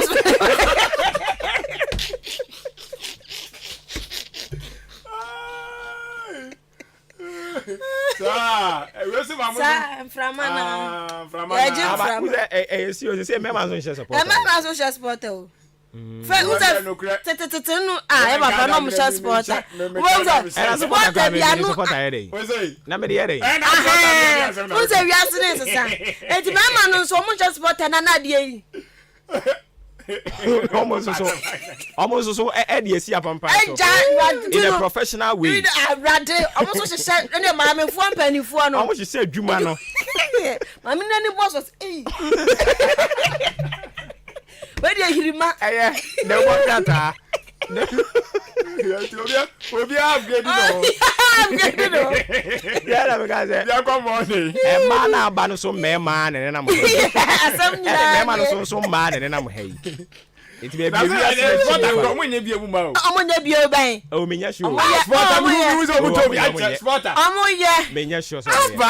ebi a force die na no gwa me support partner oh force die white man ye shed dross force die white mo dey say that so ho mo dey na so be dey na common me ma supporter ho na common abi ho say ye common adenti na nya common adenti na buso mo supporter adenti na sabi sabi adwama dos o da bi ende ende na o da bi it is we just supporter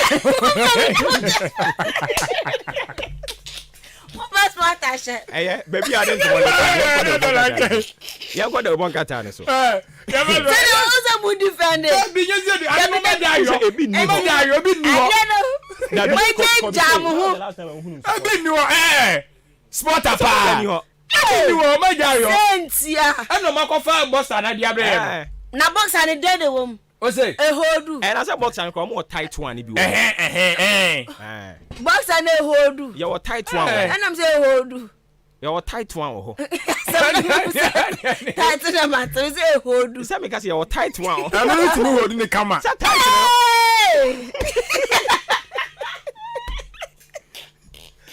I don't need a package. Kan mi say no kwa hodu anu kan na dia asemba no. What's that? Don't go in here, boy, baby. Okay. Who said the other boys? Are you somebody? Is it sugar mommy for a so? I didn't say that. Say, we are so be answer. My manager sport time man so. Yeah, no man die. Yeah, we dey na one number sembo. Oh, the box. And I make say box and cranny or tighten one or say no, it is supporter pepe. Eh. I don't say supporter pepe. Yeah, we say. That's what I don't know. I don't know. Not why say. That's what you know. Funny fan. Na say na say. Say your man say ya die. Pepe na mo ja say. Na say mo ja say. Yo. Mo dey agba so. E nyina egu. Eh Nyankopon sane sisi ya say mo amhye supporter me de mo kɔ heaven ya bibiri nkɔ. E ma mo amso mo hye pant me de mo kɔ a bibiri nkɔ. Dom dosu. Yeah, dey be ya reason. And I know papa bi ani abre ne ho say adwoa. Me de me boxer dey sen ha we he. Say wa hye. Hwe. Ne ye mana. Yeah, ready that. Afani ku boxer hye. Wa fa hye. Mo ja mo yi ni hye. Ane de ja hye ne de no ma na ja hye. Baby mo hye. But enya fine mo hye. Enya fine. Yes me ma na ni je ho pa. So mo hye no. Dabi No ba de o hye boxer sen. Omu na oba o hye boxer mi hu akwa na me ma hye. E no ba de o hye boxer de. Afia no ma bi. Dabi. Na empty no and ya na nye. Tumpata de ya na nye. Ma che so de yetie yo. Enya oba da na yete ma che so anopa yi. Aje. Aha. Azamu. Say experience a time mu. Mo de bo bra no no. Aje. What tutorials are not paying? Why na try dey? What tutorials you design? Now we are Facebook ni say was. Your Facebook ni so we are dance. Mama na nije draw so. What can you say? O say Obiso asem. Mente. So na ben. Oh ben. Me. Masu we na say we am chan. Me say be adi wi ase ne fa de ani. Enyo. Nyankopon I just consider nyoma bebre. Yetimi ma Nyankopon ho dwiri no. Because ya be chen no. Sisi ade. Ya say. So na make say ade but to say ayi ya na madam ne ka no. Me nti ase be pem sa abre yi o. Said ye nti na utumi etwa wo adeja. So wo dey send obi. Me nti ase o. Eno ni asem no. No so. Eno ni adwaman race to the pie say. Pie square. Because I know odin. I know odin na no. Sisi anipa hwa ye hu. Nko na wunya woni pam. Sisi anipa hwa ye hu. Ti no so wo ye bibisa no adwe. Ana video calls bi na aba no so. Video calls. Honorable Some friend video call no more yo. Honorable 10. Na brabo. Baby I adru no. Video call. Na video call dey feeling be ne wom. Wa. Feeling bam. What's the feeling bam? Hey, mobile phone you dey be ba. What's that? Gafre make us say. Obu on send ni no bi. On send. On send. Ba nyo ma gu ni phone so no. Kasa wo gia. Ni phone ko bi ho. Password that one. And you mo so no more disaster phone. Me say oku anu bebe anu de o me say won twa ne hwe ma obia o. And so you ma gu ni phone so no. O sound so the Bible ato ho. Arade. Bible dey bre o. Bible da so. Da phone. See the Bible na corrupt. Because any man would use what to a income. Na umia no. So one man say movies. That's it for me. So what the feel? Ba akukra de na Bible than the phone. So say just space. So you no delete Bible no. Delete Bible. Me more video. Delete Bible. Delete Bible. Videos e gungo fofo so. Hey. We are measure. Anything say. You. Sometimes obi asemo ba. Na we heard the caliber of nkrofo a can be. Na ono no all can onimpa se ne fi. Na otumi som na said you obek social media can na itabeshi. Because I was so no. Akwa bi that said 2 minutes bia or the update 2 minutes bia. So back on na yi mu na bebre so. Ne die MPA. As antin na case no. Onfa wo de ma ya obi am. We the bank wa dia ma. O de bad ya ye beka. Ala di so bi say. Aso ma me ne ko do o wale ye. Wale so wona no. What ni case ya ba? What ni case ya ba si di ma no. Already was about. What the call there? Oh, that's what the other day be go do aka. Ba okay. Yeah, can be asre, but some way you can serious. Serious. Oh, we serious so. So serious. Na ngaze. Ya na nkasa ne du furu pe. Bibi ana haye no. Ani ade ba kwa be haye. Boni agwe ode yes a machine we di ba ye no. Eye soronku o. But what the buy you know? You do for the pet a suatra. And me that see what the buy any person a Chinese oh massa. The old chess here finance out the crowd also from Mammy be. Emma Kaki to be kuno. So I need kunu woman on it. And on Ghana. And then you to channel why ye and who yanchi and why Yamikundi. And all send your money kunu. Fine chain. And a cocoa sorry. Sorry. Fine chain. Page him. Hey! Oh, Mama did what's wrong me? Video no sorry page him. Free! Why not just qua? The map. What the map? I don't go down.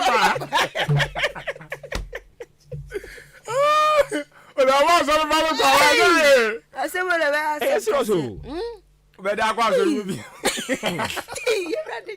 it's yours in Coco Kuno. Oh, now, say, Omo ye phone nso ehunu se asode mana dɔɔso. Eni se se nyame adom security we no mamiemie mu. Utimi delete. So wo ho ye ha. Utimi delete free obiya way so. Aye wo settings wo ho. Anya fast dia. Anya fast na obi so mu a. Eni nyame adom. Omo anu omo use GB ni say GB ni so omo disable no. Yes sir. Nte ye kama. GB no obi tumi di monitor wa bra bwa. Enso hu no. No hwe start. On kan hwe nkyerɛw. O wa delete will start. No a comment. No comment. Ade a we delete that I don't know. It is omo a disable GB no. Omo disable no. You the radius. But GD so asa. GD asa. We need the buy ye. Or the ban kwan papa so. We need the video call. Full call baby. Why can't I say bro need the back kwan papa? Bro need so adwen. Say the buy one first time no more me. All the catch there. Let no the video call too. Let all the camera. Mo be hu mo na ma di mo nkomo e bia ma fe mo ho. Na ma hwe mo ho ani na ma kasa kire mo. Me ba. Enta keke. Me ba. Ayi sa de mo ye no. Hwa mo. Se oborofo. Dare. Video. Video call no aya no mo ya. Wo mo do mo ho kire kire no. Okay. Se oborofo. Oborofo din. Oborofo din. Se video call. Se video call na oborofo kasa. Efiri hin na bae. Yo mo ana mo de. Okay. And to show me your naked and I know the na no so oborofo. Naked oborofo ne hwan dia. Naked. Na se you choose. Adeja. Ero mo so de naked. Omo nye bi anko mo tu ni din. Some of us do want the I don't know. Say o de ba so o de be sew. Abrofo omo ye. Mobile phones no mo de aba no. Hwe. Unso ma hu se bibini yo bi a nyame ahira no naturally. Enti abri bia no omo pe bibi a. Me fa se bia ye tumiri ka ye mienu nyina etumiri ka. Ye bopre. Se minim se ubetwa me a. O se me pe bibi de frustrate you. And enti de omo de frustrate yan bibifo. Eye asori. Oh yes, my yamfa nyame som nko. Nyamfa nko frustrate because bibini ni nyame som de onfa ni agro. Enukre. And enti omo de nsori de ba. And enti say so obehwa emrofo fitaa no ahya ase ebiebie nsori wo Ghana ha. Enukre. Emrofo fitaa no. Omo ahya ase ebiebie nsori wa ha. Eno ye 1 2. Edi bebie ni betimi dia frustrate wo de delay wo m. Eye mobile phone. Obi betimi atena ne mobile phone so fitia no pa. Akosi anwumre. Wa ni di kura o okay. Ya boy, asema wo ken. Ade bia ya papa dia. Obe miemie phone no kenkren. Hwe nneoma no awura ha. Ene so hwe data bo. Be hwe di nyina. Mi akola bi dem bisa na se auto data na. Osi an woto. Ka so boa, onto. Baby anu na mo no. Mo TikTok yi. That's why am so dey da o. Eno so twa atwe. TikTok so ha. Twa no. Atwa and Instagram. Atwe o. Akwa dey am say TikTok no dey odeda. 2 minutes bia o jinam. Just what me ya no agya to akwa na say. Na TikTok ne da so. Ebia ono so de ye adwuma o. Adwuma be no. Profit no na wo hwesere keke. O say, I'm benefit on TikTok o. Enkofo benefit o. Enkofo yes ka TikTok ya sam ketua. Enkofo nya sika. Ende no kre. But ade no pa na wa wu. But mama can try again. 90% of Ghana for mobile phone. You waste your time. 90% of Ghana.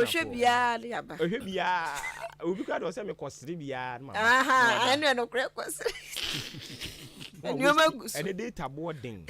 And I may see data me to. Afimuni nyina me check ye no. Wetin me? 900 cedis. Afi. And so the low budget. Ye no.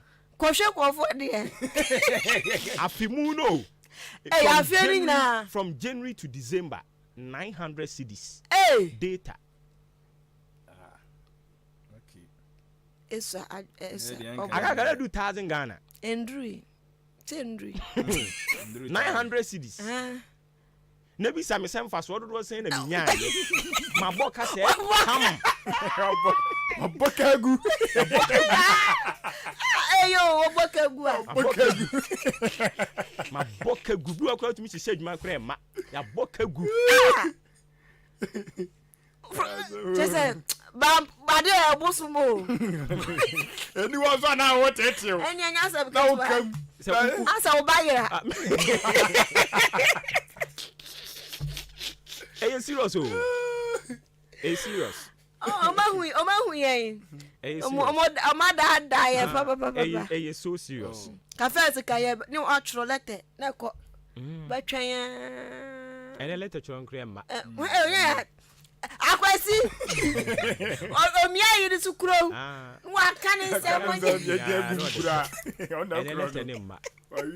Unse abeye odum fukumfu. Ama say Bible crane to mean true sentence so. Because all training na kan no the way name ma. Inyo. All training na no the word the name. It's a opesu obubu comfortable. Bibi ya kwadwura to the stand say. Onyenhwe. Onwen. On edwene ma. Nya boke na de so aba. No afa. Hey bibini. Because me wan go fobu ha ya me no mo chat. Asenkenye goguli ne yi west ne ba. Wuti say abrantie yi word we nko wontimi ntwero. Wuti ga baba we word nko wontimi ntwero. Enso so na yi aba na odi atum amukuru. What's yi aba? Oh rade. Erade hu ye mobo. Erade hu ye mobo na. Tiabi. Odi awu ji wani age wani. But eya dwene wo kyena. Nwanwe okyena. Dwene wo kyena. Bebu abo. Enti odi ewubutu so no a na wabisa ho se okyena se me bu nkompon be hemachi. Na me hwa baba we yanim. Na baba we nso hwa manimu a. Ne kuma beto ne yam. Me so me kuma beto me yam. O se sha ase ebisa ye ho. Me hwa baba we ne no hwa mama. Me kuma beto me yam. Okyena.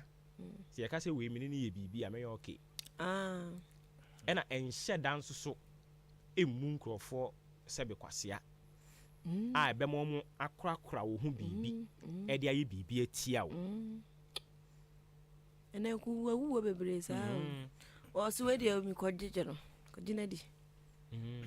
Obekun kojina di. O we de efo. Obi afa bi. Dejeko. E ba betia ka wukun. Nti de oyi bia. Skeleton pa jina krofo. Oh. Easy. She say eye. Engo fo aye bi o. Ko fo aye bi papa. O say no can say. Erade aye bi o. O say no can say. Ade a chi nei. Ne akonkrofo bi ani so. Taxi driver fo yi twene ma wo. Awo twene ma papa. Baby obi ko da wa ye wa tika yi mu wa ye lati tika yi mu no. Oba abiri wa. Surutu ni agombia style ya we yi. A wo de tika yi mu no. Ya boru surutus. Taxi drivers mo bre. Anye sre. Na oba ye nte yo. Asembeni. Oba da ben. Oba da ben. Me ko baby a o. Enya ne wa ha. Yo. Ada me ko hin. Yo. Monday nam wa ha. Yo. Ana. Yo. Se tiefuo de omutie. O se. Tiefuo tie. Ene na omutie. Se wa ha. Ena me se ene na omutie. Edu ba bia no o hye yi kakra. Me wa ha. Yate. Bye. Yate. Wa kan sa yate. Edu obi a hwe ne ho yie. Na asema mo bi. O ho asem ama. O ho asem ba de ne asem. Me mam de ma.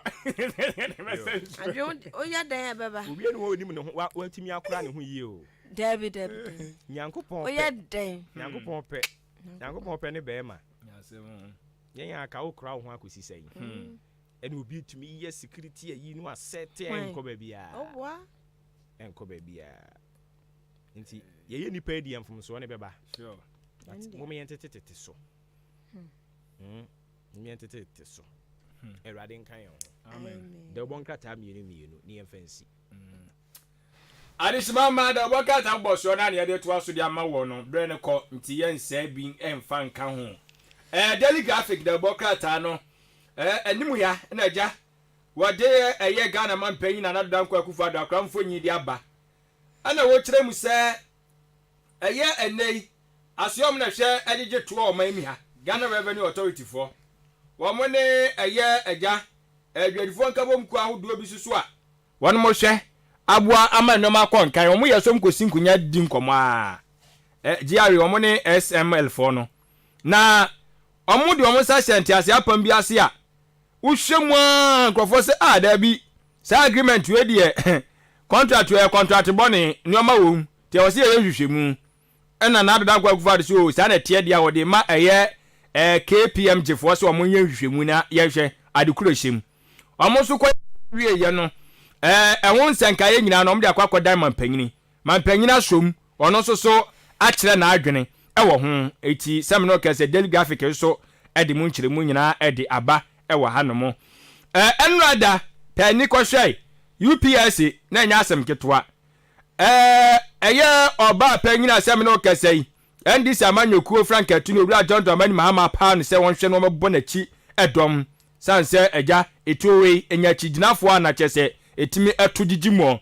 entiaja obenfo opoku nana Jane Ajiman semno kasei omapa ne hontoma ndisifo agina tum a chesenya asem ketwa enra omopa ne hontoma yi ne kireye sisi ade ono na ebo eye owura Mahama echidom ewa afempino ne aduno na abatu ne muti enya asem ketwa enti weye Jane and why John okay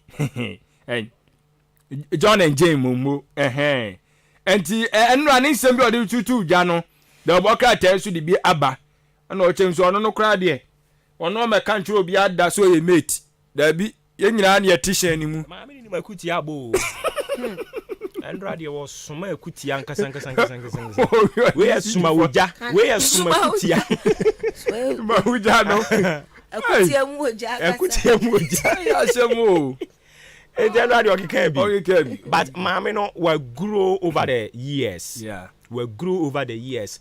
Say now oye unsurprising. The first time na ye bo ni din. Now oye unsurprising but endra. What you grown as? Yes, what you grown as. Over the years no we grew Endra we to meet measures no to two bi pa. Endra do to two bi. Ekutia no bobo bi papa na nya senketwa.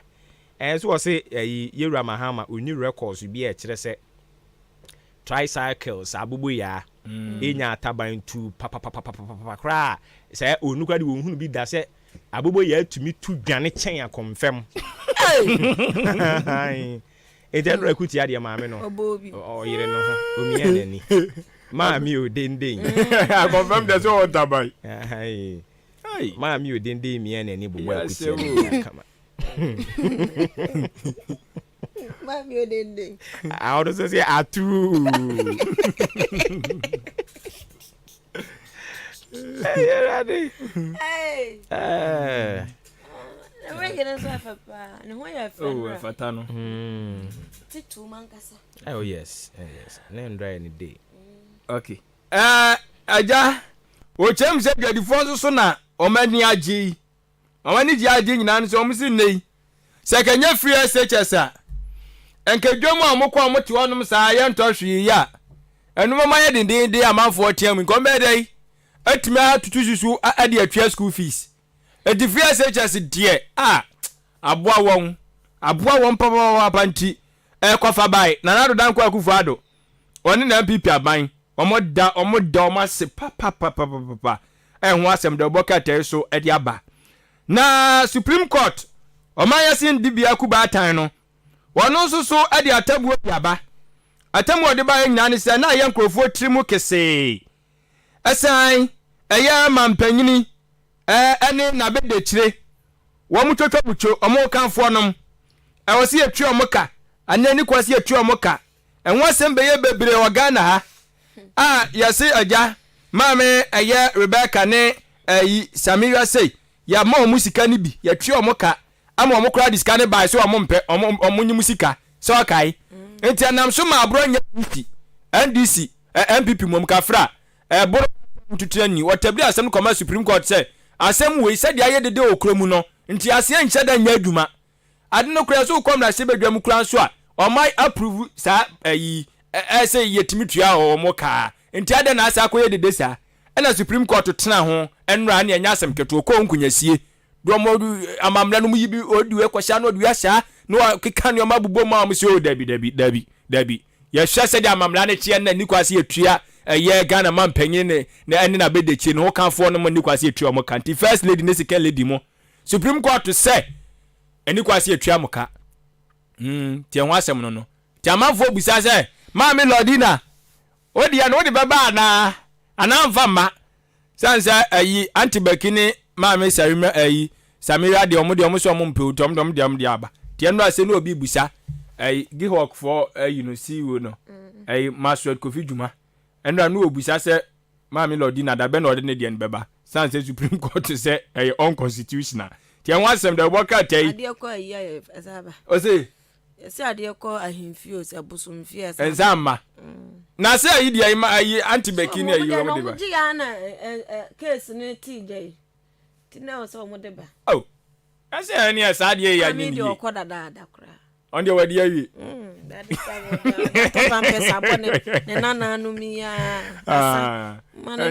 ya si de mo na de ma di nko nti aka de be ne abo why maame Matilda de no kra de akromfo kra san ba Montron baby, you know. I say, Edio. Akrofo. Just akrofo musha. I'm so money I did party the answer. But a bad. Hey. A bad says I'm and say your man is security detail. Bad. Just a new too bad. Oh, too bad.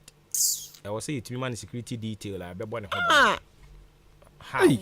Said you nyame amfafie ena omokobo ni tuku no me ya na yesan kasable ke edaso cafe na chese me ye no maye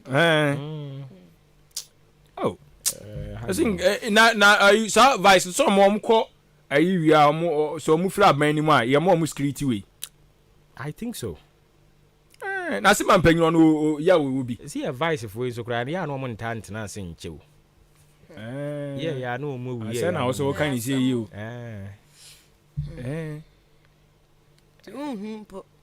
Not ya check it.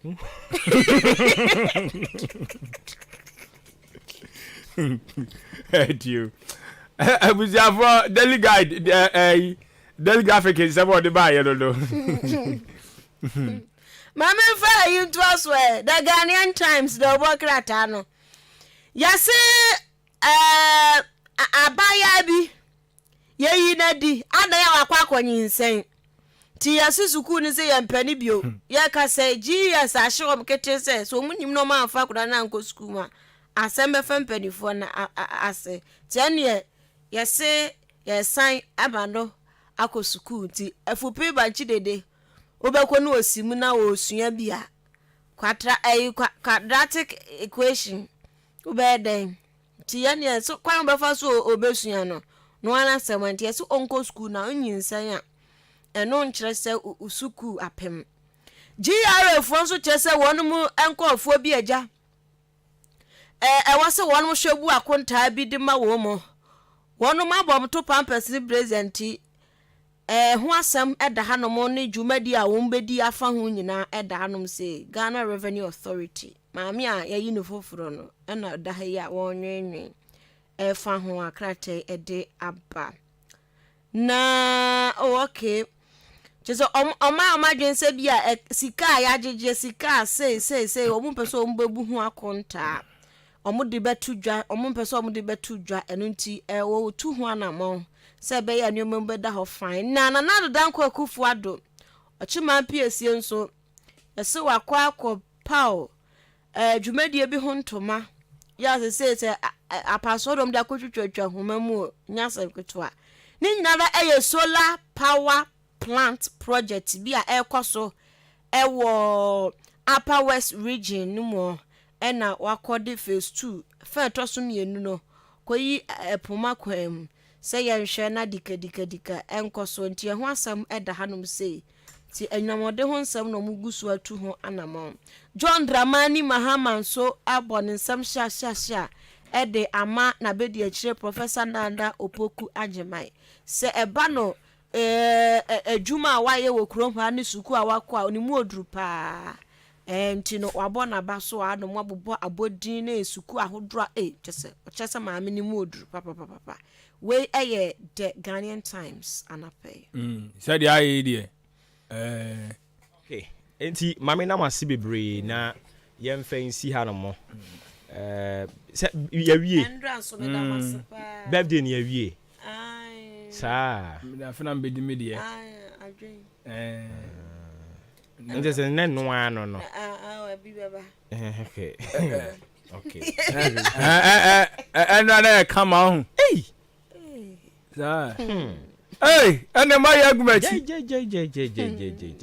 hey endra my man so musa akoto aso ho no won aya me dai mentimi anko ho no hey ti ye de be hye memenda hey se na ni eduru ha na wa memenda de na mo enti abusuafo se wo mu tio aseda na ja yemfansi aseda edikai Pentecost ni ba anko ma twediam Pentecost ni ba woda ase ade ti agina ha me mu mo kakra kai ati asefo nyankopon ko opokunya ya opokunya nyankopon o ma bankutu eyi o nyankopon opokunya na se nyankopon le nyankopon opokunya ezo nyankopon nye opokunya o ke kansma me aboye nsema ma amrani bia da mkoti wodwom nyankopon ma eyi mo alitu da se asewi afeyem si eyi we da beti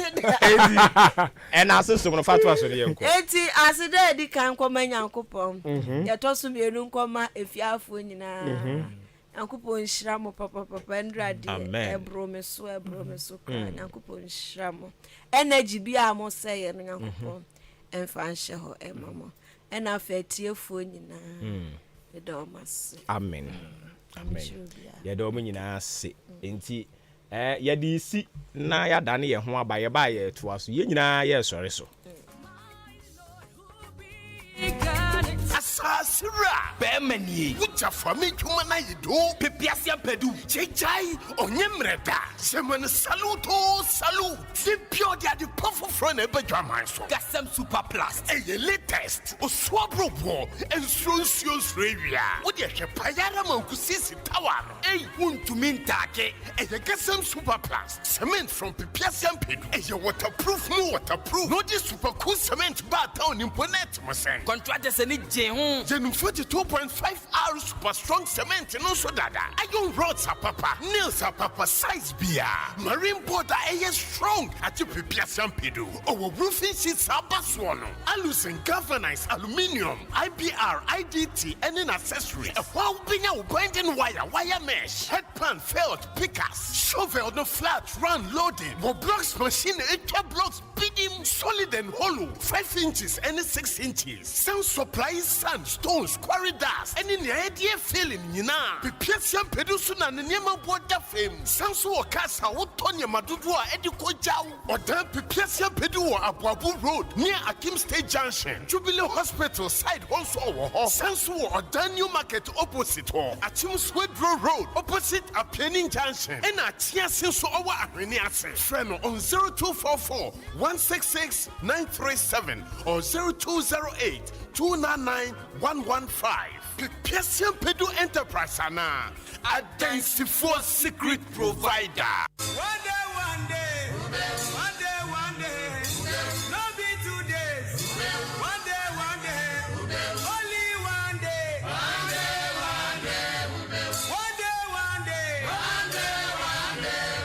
no be 3 days.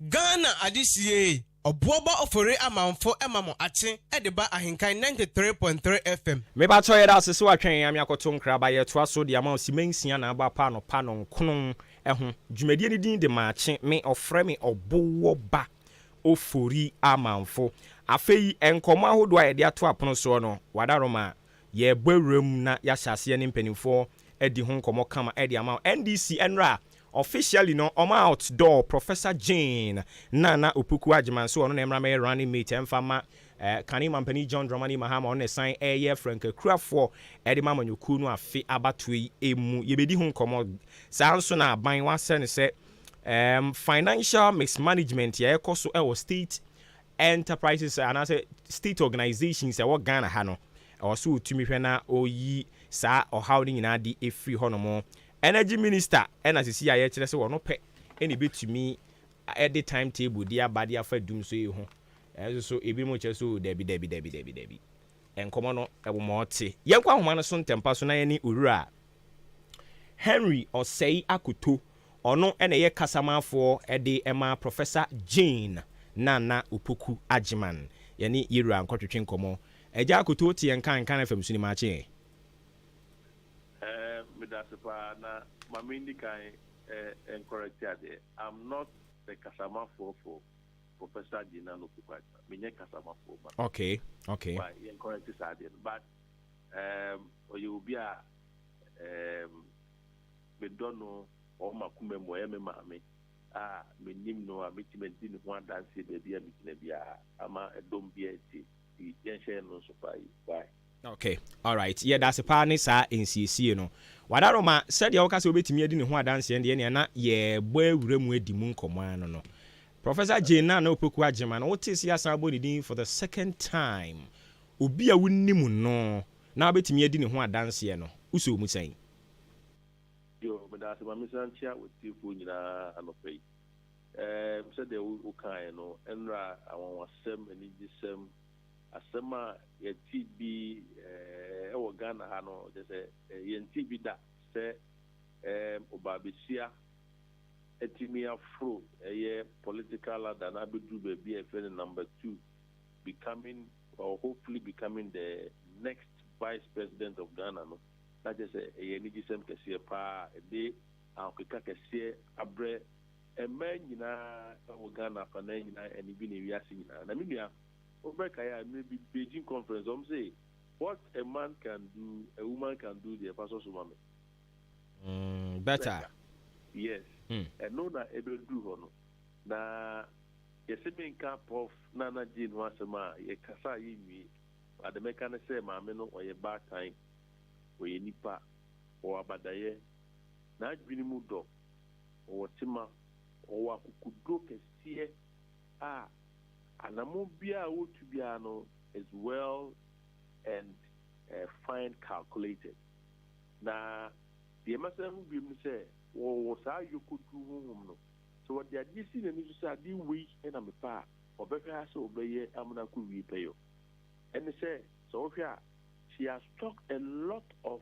successes in terms of say baby me for do baby because ever Ghana memu nyina oba be the kan be vice chancellor of Ghana happens Professor Jane Nana Upuku Ghana nyina oba ben in the team for the biggest political party so oba be the running mate first Professor Nana Jane Upuku they say wako first wako second when say nyame aduma 7 December 2024 Nyakopon bi biwim bi kwama His Excellency John Dramani Mahama Babaye President of Ghana now Obaye President of Ghana Professor Jane Nana Upuku Ajiman first in the history of Ghana no ibinya oba mamia abataya oba Babaye a running mate ayu bi eda necessary o Ghana na midima no kwawi ye kwa Professor Jane Nana Upuku Ajiman bia sebi nimdie pa de nyame dia channel she's endowed with a lot of knowledge and wisdom na se ujina wonim na wono kasa mi akonya kakra menya over the years me no we nipa bia se Ghana funya na yewie ema ehun ba beto won sukuu ba bepeja ene traffic light ayeko ba manyina secondary school ye hu de ye hu ni nyina ba bejai chawo ka e-blog e-blogger Ghana for Cassetia and Kofubi and PP for Cassetia as a blog in the Kusi Remia, Professor Dina no Pukajiman, and that is so bad. Education at DB, then I come so far. Now, I say Ghana and go bad there. Uncle school dry, secondary school, university, and I just say, what Tima Cook School, a real university, for real degree, for real the master, why the PhD, why a doctor, or Babe associate professor, or Babe professor, Papa, or a award baby, we are happening. No, you didn't know about it. A year, the number 2 or the vice president, who had there been a Babacos, and Joseph is here named Bababa. If you are United States, said the Bia, Berman or Bad, the city, I said, Omu, Elbow Mobusha by an army boy. For the first time, no, if you not Bema and no bar, Mbabe Ghana. And you should know that Bema and Bema air Ghana, and yet you said the Bema no bear Ghana, or that if you say, said the Miaminoka say, my worry meaning the May, you be a Memayani no maybe high any cuckoo. But Ebano would you nature or finish it at the end of Kuye? A bay yeni, maybe ya, a bad woman main. If the professor did not know the next suburb, don't say, hey, yeah, John, yeah, a bad boy Ghana for you. If you think he is Uncle you, or bad you will fear, or I said the Bia, or put the cheese at the Bay problem, because problem will be free, Nema and the Huna money. Then the Mehuna money, I can't look if you are both. For the first time, we are going to have a woman that is going to assist a male to run this country. And so the Messiah analogy actually will say, Obani Ukunu, Fieno, no man. Okay, now more GDS with or no the experiences I walk on bringing to fore. Our de Babeka a year Kani Mampeni John Romani Mahama dear Hone Beboa Ama a boosting of fortunes December 7th Abatuano.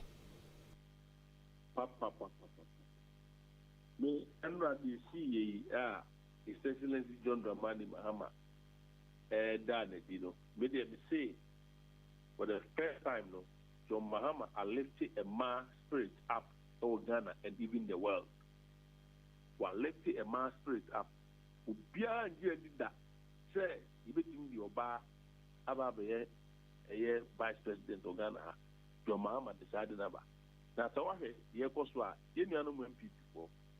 A bar say, you Oba money, when first time, who say, who invests now, anyway, Oba no Makuina, vice chancellor. MVP, Amamuno, or in the administration for 4 times, anything else. And my man is the vice chancellor.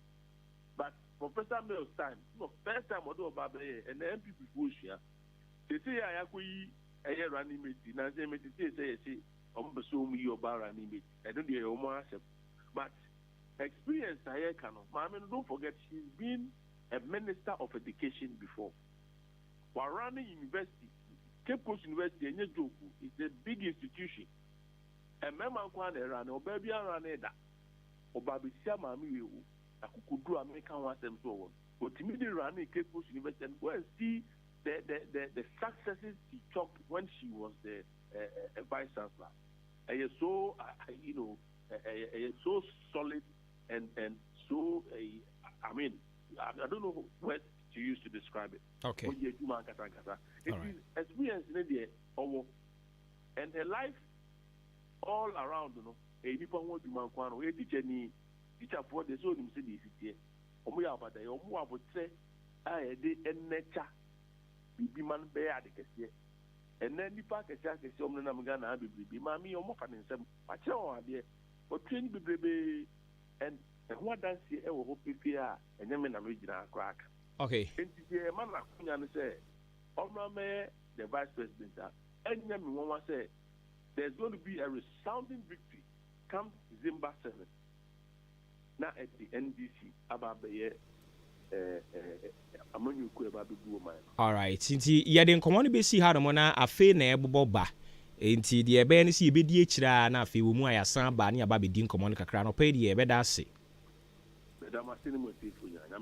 Nyame nka onso so ho opani ene ko twen enkomo Henry Osei Akoto obi a oni Professor Jean Esan ene wetimi edi ne ho adanse kakra ye bekọ yenanim na afei ye de nkomo no ne aka to aso ama Jubilee Hospital se men kancho se wumpum dodo opese wo san ho yade afo ani chirim ho no mo bepe wahwe ama ho ato kama ne ye je wato ho ne ahwe ho ne ugina ho agye na akoto adwuma so pharmacy wo ho lab no nso test bi a ombe run ama antenatal care wo ho postnatal care wo ho ena theater wo ho maternity wo ho ultrasound ECG scanning machine so how de behwe wo ama ho ato kama wani anase wo se ene ha wa yin nyina mfie ni nchirem ewo eye Jubilee Hospital no mo mpe yenhwe eme ye ho nto yen odan aboabo amantra atwene kese no so na be hu Jubilee Hospital me pacho 0244 575799 0241784645 ofre sa number we ya de awo hwehwe bia no onsa ebeka ye gi insurance aban de ne ankrankran de Frimpong Enterprise adwumawura se yen kan kire se provisions na wo pe se eye cosmetics se ye nsuo drinks na wo pe de awo pe bia wo de wani kire mu on hono mu a onsa ebetumi aka Frimpong Enterprise se watete ne niema no so eniti enha wo hu nkwa kiri so kwa kofa niema brand ho na nia wo pe bia no onsa ebetumi aka se si akra de owo electrical cables nso so wo hono mu a say a bulb, say a lamp holder, ceiling fan, a regulators, multi-sockets, rope, sports, a pop lights, pliers, fridge guide, TV guide, or course 3 pins. Any account Liberty Lane or ni Ako na Nabro sign and a ED any musha yem from Pon. I was 0244 897525. A Jumera number no 0244 897525 0206 4739 53 a Jumera from Pon Enterprise na tan kese no Mandarina Hotel asie ho Canadian Bank dan kese mu so ho and afi o konkwanta new market ya e ho nso so be hunu from Pon Enterprise wa baby a supermarket kama e wo Kane Barclays Bank and no frɛ no Absa no se o foforo be pona ko mobile ho na wa ba bibi wo ho no mo 24/7 on tum ti anadwe de suom kra na se o hia bibi a wo pa wo kɔ ha onsa ebetumi aka yenda elder Frimpong ase Kunlun Ghana Limited eso so se yanka nkire mema no a wo mo abo adabidwo wo mpam uduru mpam a wo so ye wasede na ho no na kasa tenten be ma kra de ngo se wo mo wasem wa bebresa Mr. Kill ne bebo am wa be memu sisi ya na ho esane o ebe din pa se ho beba ene sa ne manoma ni nyina yade a ba be yi afri ho enomo wo immune system no so be boost no afi obinya hoden na de ya adwuma obu a ya adwuma kakra bia na fatigue sim ebe yi ni nyina de afri ho no mo e de ama hunchun capsules eno ne ye mema ne de adwunso ho aye din de ama odwunso ani mu apai nta no ani age ho ubewu me pa cho mansanka hunchun capsules no ebi X and Y adwuma a wo wiase nyina wutumi ye nanso awo ho aye din enam se low sperm count enti ebe yi de afri ho no mo de ama ma ne de no so ye arababazin tablet eno so ye menstrual disorder ebe yi efi ho ene pressure wo krom nti uso wa ye den yi obi a wo pressure wo Ghana ha because system ni mu aye den and nti mo me yansanka king tablet na enyi wo ha ne free ho mayen LB amoafo na chimesi or Chiniba drugstore Kennedy drugstore or Green Pharmacy omo nyina wa chi mo dan kwa won sabe kemi magda ko wa chi ase obeko asinfo sunso dia Francis Mensa na Mama Doris yemfre Kunlun Ghana I was 0545906665 0545906665 0504906665 we numbers ya obefre na Kunlun Ghana enso so etimi ajo so no wadi nkomo ye ba fi ha ne abedi nkomo tew na fe ya toa yen dwumadie no so e de ama o mensa ka empanifo every Presbyterian Church of Ghana ne fine war to butum e wo ha no mo ye no amokobo nkomo madaroma mo be ben mike na mayen kakra na mama sha si free opening so no mo munye introduction mayen pacho bebu ni amayen pacho ye frame me obendako Openi dako. Obin dako. Okay. Yes, okay. Na mama wonso Pacho me so me de Mrs. Alberta Dwamneji. Okay. Me the Catkis Alfred Kwesi Asare. Okay. Ene na mesa ba ha be hye nkomo no ase ansan yakọ Catkis ho no mo. Me amani ameti and see youth ana young adults. Young adults. Fellowship, okay. yes. Okay. Madaro my idea the egu eni mo nante si obi na time one yempe ba bi mfa mo nje. Yo, yeda wase. Ichia one wetiefo nyina ene anopai. Onyu bia ne tai. Se na oka trosem na ose enko wiase afa na nyina anko kan sempa no.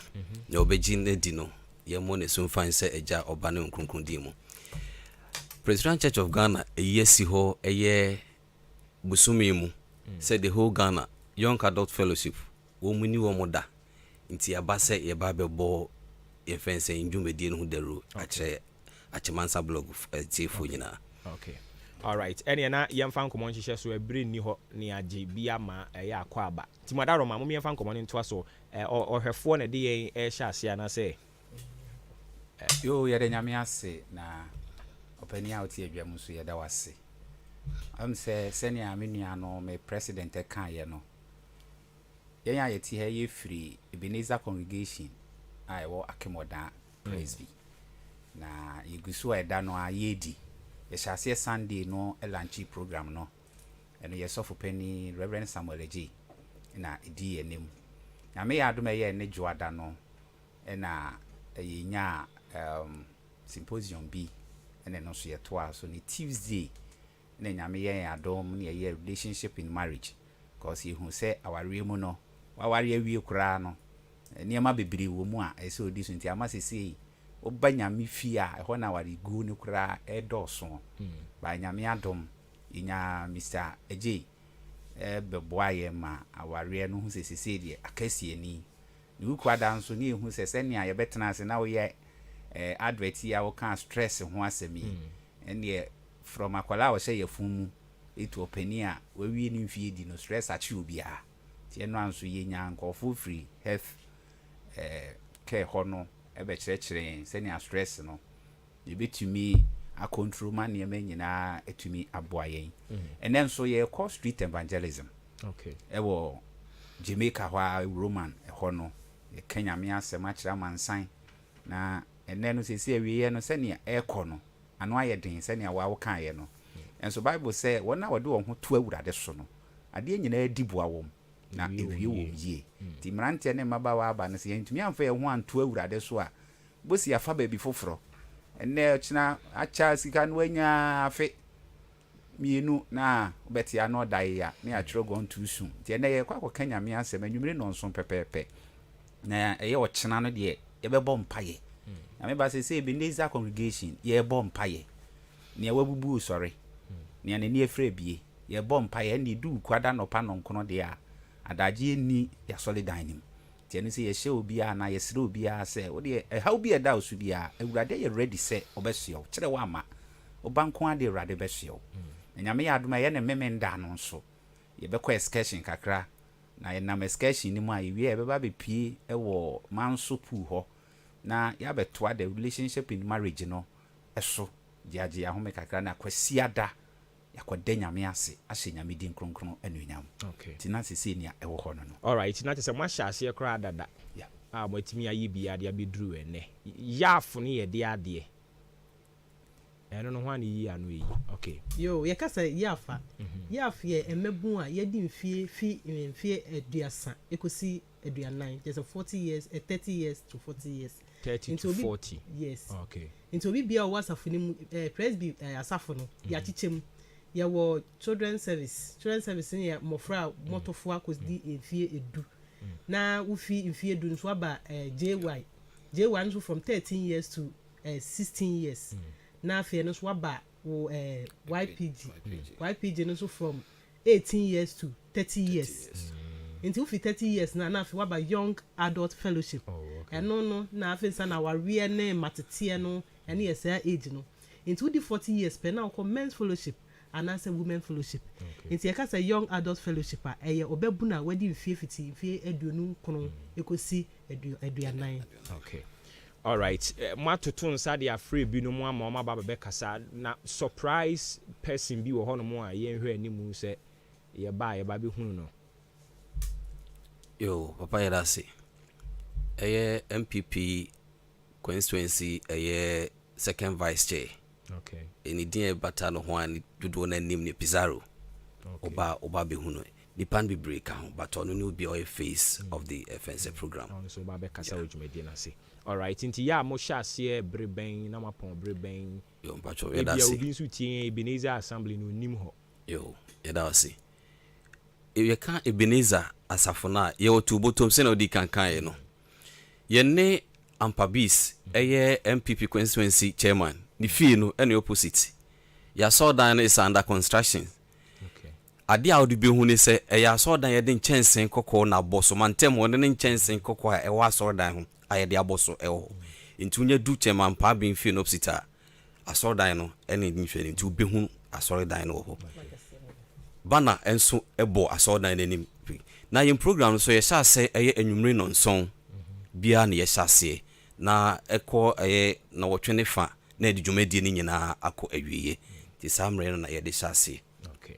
Enti wadaro mena mo be dey mepacho ene yawe eye street evangelism ena ye ko abonten so asenka akotwe no so anop anwumre no nson ne ya hyase ewo always anim ho ne be hye yen fidie na ebi ka nyame asem ne ebi nso nam street ne so wo kwan ho wo fie ne di nyame asem atoa ewo ho ko se mra ye wo mu ye mre bone a se amfa nyame asem na amma nyame ma ama amma enipa nipa no bibri ejira nti se mra so se di nyame asem na eto nipa ni bi ewo mu fie se no be won enye oyiraba.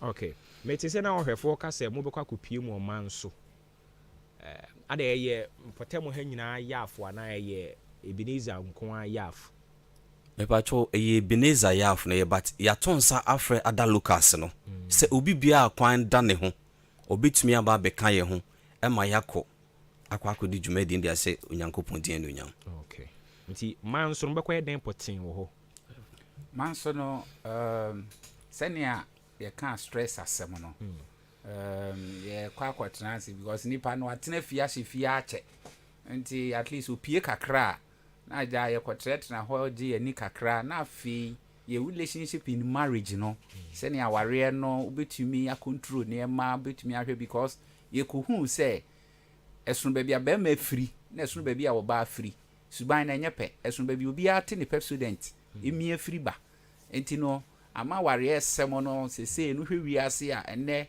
ukọ friend saying quarter awari a egunu do so sen ne ebam nti ya to nsa frɛ Mr. J o trade o St. Francis say omra no mechire awari no sa relationship no kwan e be fa so a me ne me partner si yetenase yebetimi atenase because 34 no mtumi tenase 80 years 70 years 100 years chire ba ko awu be ne de we ya wedding ni we 6 months 1 year wo ho na member naba papa mpese mi ja aware be hwehwe mu no ebia obi suban ba ko obi ade bia wanye ni yie nti ochena memenda ne koduru ho a ye kwa kwakyerekere sa ne ma we mu nyina ama e wo asori ana mukobodwa wo ba bi ekobodwa no wo manso two side ho yeah you brief island. Oh, okay. Yeah. Okay. All right. Okay. Inti ano ni ye anopa breben. Eno ye anopa cha 10:30 11 die. 10:30 na ye duru. Okay. All right. Inti ye beda as minimum say bibi fufuro bi wo ho no mu a mintimi misa ya mepese mo beka ho asem a. Na yo papa nyame asem a ye pese ye de eto so na ye de sori ene se. O kan Genesis chapter 2 verse 18 na. Bible say radical say ense se onipa nkontena. Enti ekire say onipa bia wonam no hia boafo no matter what so your president so your hene because ohene hia chiame no asoma no sana president nso hia MP ebe fie mu kakra chese obi ahia nipa enti nipa nti na nipa ewo ho sana akọ second Samuel chapter 5 nso a Bible say David kungori ati wie obi abọ no sise ono no your hene we sisu so many years sana onye ohene until say nyame soma na boafo abrabo mu boafo bre no ema omu be si dan che na Bible so omu si dan ni wie ye ka che nso ohene wo dan ni no ansa na David hunu se oyo hene eti ye hunu se asase so onipa bi ehia nipa nti obi anti ase wa asase so asase we so hia boafo obi wo ho a no de ne nsesi no me hia obi a wo boa wo fie ho no a wo te na wo yesikani no wo chema no hia no ye ono waduane no hia no enti mesre adofo mutie e wa Ahenkan FM se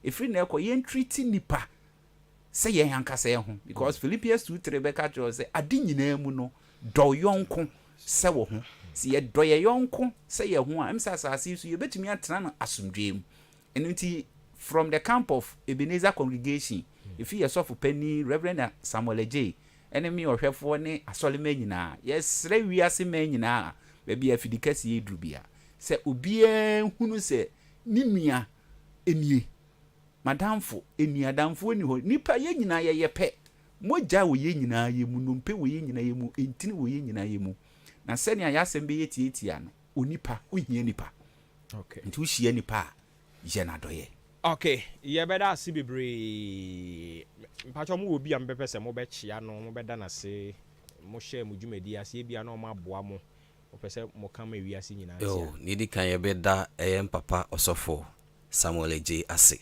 isanse watai ye chi efi mfiti ase na beka ena yeti hei ase de di hobiem ekoma senior presbyter obo adwuma pa ni di hobie de ma asafo mani nyina.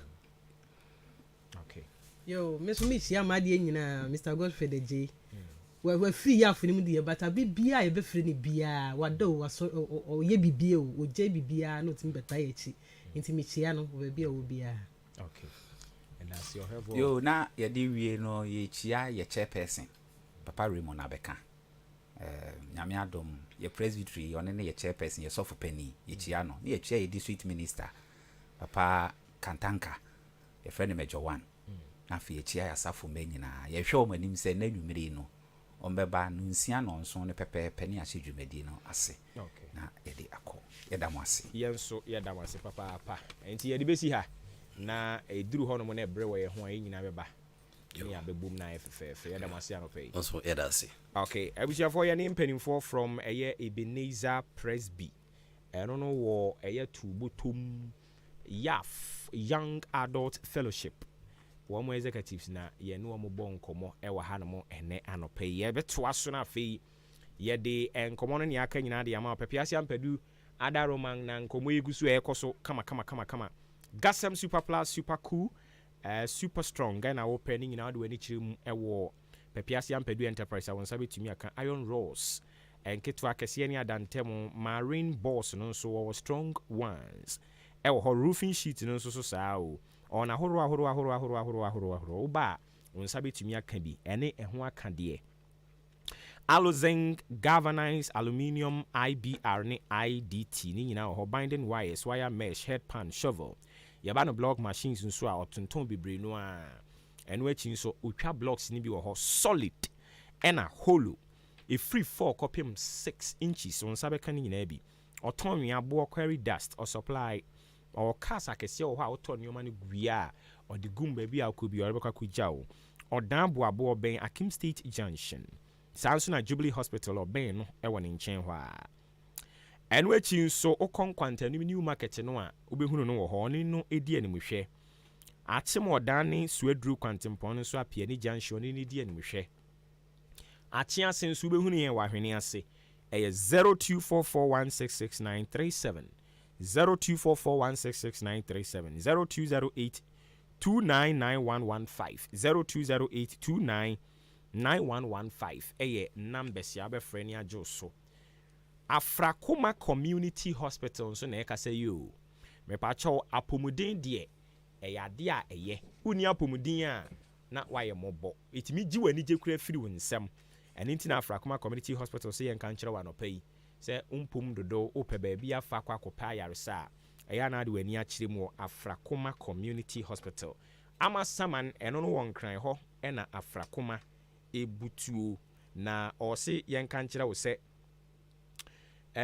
se oba ho no mo a owo doctors a watreni won na omo nipa ho abotre ewo ho na omo ti nipa se ewo ho so ati ase aha sanso so na owo nurses a wom so ewo nipa ho abotre na omo ti nipa se ewo ho no mo a omo betumi ahwe aboa wo Afrakoma Community Hospital OPD no ho lab test theater ene ni akaka ho nyina wo ba ho no mu ayade a obetumi ahwe aboa wo na wo mo ahwe wa ma ho ato kama yenkwa homa ne so na yani engineer Ebenezer Kudiabo Jakpasu or Kanse, Executive Director Adema Center for National Interest Research. Yɛne ne kɔ ɔtwe nkɔmmɔ na yɛnkɔmmɔ bɔ na yɛde yɛn ɛna no ɛna Supreme Court ɛde atemu aba abɔnten a wɔkyerɛ sɛ ɛnumhyɛdeɛ kakra ne akatua nketenkete bi a yɛtuatua ɛde ma ɔmampani wɔn mo yerenom ɛno akyi ɔmampani abɛdi akyire yerenom no ɛnyɛ mmara kwan obruni sɛ ɛyɛ unconstitutional yɛne ɔpani nkɔ ɔtwe nkɔmmɔ ne yɛnyina adwenkyerɛ wɔ ho yɛwura wote yɛnka no pɛ yi maakye na umpom bɔkɔ deɛ nyame adom ho yɛ na mo so nyame adom yɛn nso yɛ ho yɛ paa mɛgye adi sɛ Supreme Court atemu ɔde ba yɛ wode w'ani adi akyire kakra sa na wadaroma wowu gyina he na wotɛ akyire ana na on support na enimra enfa kra sɛ yɛpɛ biribi kakra de ama ɔmampani yere ɔmampani abɛdi akyire yere no enimra ne nkɔ enimra ne nfa kra eti sɛ ɔbɛma wo yɛ adwuma ɛwɔ a company bi mu na privileges a yɛde ma wo as ɔbɛma wo yɛ adwuma no na so yɛ si wo yere nso no ɛsɛ company ne ma no saa privileges no yɛnhwɛ yɛ a ɔman no yɛnhwɛ no yɛ a ɛbɛ firi hɔ abɛba sɛ yɛntua president ne vice president ne ma no nso ka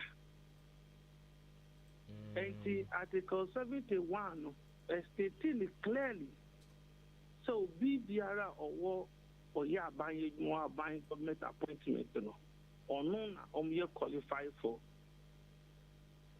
such a monument no nti wohwɛ first lady ne second lady a yɛmfa mmɔdwuma bia aban ma wo constitution ne ma mmɔdwuma bia wokun ɛna mukunum na yɛma mmɔdwuma nti biribi a ɔmo deɛ nti mukunum na sɛ sɛ ɔmo yɛ biribi ma mo na yɛn mo nso mo mfa ahwɛ mo sa akokɔ ba abɛsra mo but yɛsi yɛ de ɔmo yɛkyɛ ɔman gyapadeɛ no ɛsɛ aka mo ho deɛ a ɛdeɛ ɛbɛso beebi no ɛsɛ yɛma nkwalaa no nso bi nanso ebinom nso adwenkyerɛ a wɔde nam no sɛ hu sɛ seesei no ɔba a ɛwom sɛ ɛnyɛ constitutional deɛ but by convention because over the years ɛne yɛ practice nti ababa bɛyɛ convention a ɛwɔ Ghana ha yɛ nyinaa gye atom sɛ yɛwɔ office of the first lady office of the second lady a yɛnim sɛ yɛ ana wɔn nyinaa ɛboa a corporate social responsibilities bi wɔ hɔ a wɔn yɛ ɔmo interventions bi a no nso tumi boa so if ɔmo constitution in recognize wɔn deɛ but through wɔn respective offices you know, they are able to impact lives why ɔman no support no a etimi kɔkɔ yɛ ɔhaw kɛseɛ ɛne nti na constitution na ɛda hɔ no yɛdum baabi a ne yɛamɛdi nneɛma bi sɛ wohwɛ a constitution na nka sɛ first lady ne second lady no article 71 no they are entitled na neyɛsi yɛ ne sɛ parliament ɛna ɔmo yɛ saa mmara ne sɛ yɛmmɔ ɔmo saa monument no but constitution ne ma parliament kwan sɛ ɔmo tumi yɛ saa ɛyɛ rather the article 71 no ɛhwɛ ɔmo yɛ president executive legislature ɛna judiciary no ɔmo kɔ ahomegye no yɛnhwɛ ahe a yɛde bɛmo ɔmo sɛ a monument committee no na recommend bia na yɛ constitutional but parliament na ɔmo yɛ saa no it is unconstitutional and then the Supreme Court no just went to interpret it say it's unconstitutional and also release na plaintiff no siki yɛ ne nyinaa ɔkyerɛ sɛ adeɛ no yɛ constitutional because constitution no kyerɛ sɛ ɛyɛ a monument committee no ɔmo kwan na ɔmo bɛkyɛ na yɛ recommendation for such things and the parliament ɔmo atra Omejuma, role, way, and go beyond what they are supposed to do. And I will share other side, no, so. Article 71 office holders now they are entitled to this monument. It is stated clearly in the Constitution. The executive arm, the legislature arm, and then the judiciary. Say about the Speaker of Parliament to the years where say Chief Justice and the judges on the years where say more ministers almost say home almost say some more movie. It is a one swan of the sea that about even already no.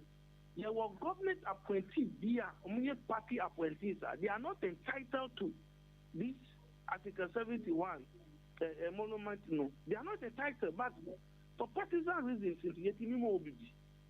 And Sanya Mani, you know, a did or mine ni coffers a few. Okay, and now the Omo declares a unconstitutional. Does it mean that we shouldn't appreciate the effort of your first and second ladies and so? The issue that appreciating their efforts in such a way that who president, who was setting the privilege near maybe, but say you first lady, second lady, no thing abayesa a chauka. President no ko be dia na edu e wo di echi who kon ko be di na wo ko say obi invite wo be dia office of vice president will ye what they do what they taking care of that gather and you say yes after chauka because there are means by which the office of the first lady and the second lady is being taken care of.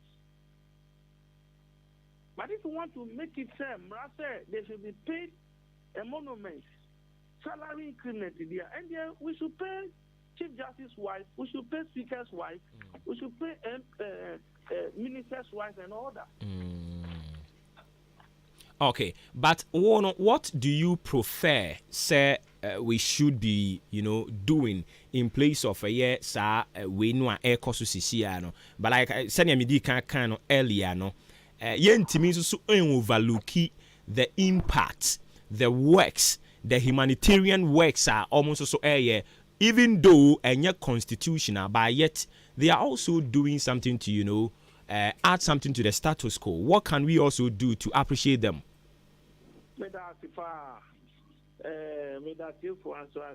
Ukraine says, on mine ye woman, ye on mine ma, and the young cassa, young yamra, say, protect ye.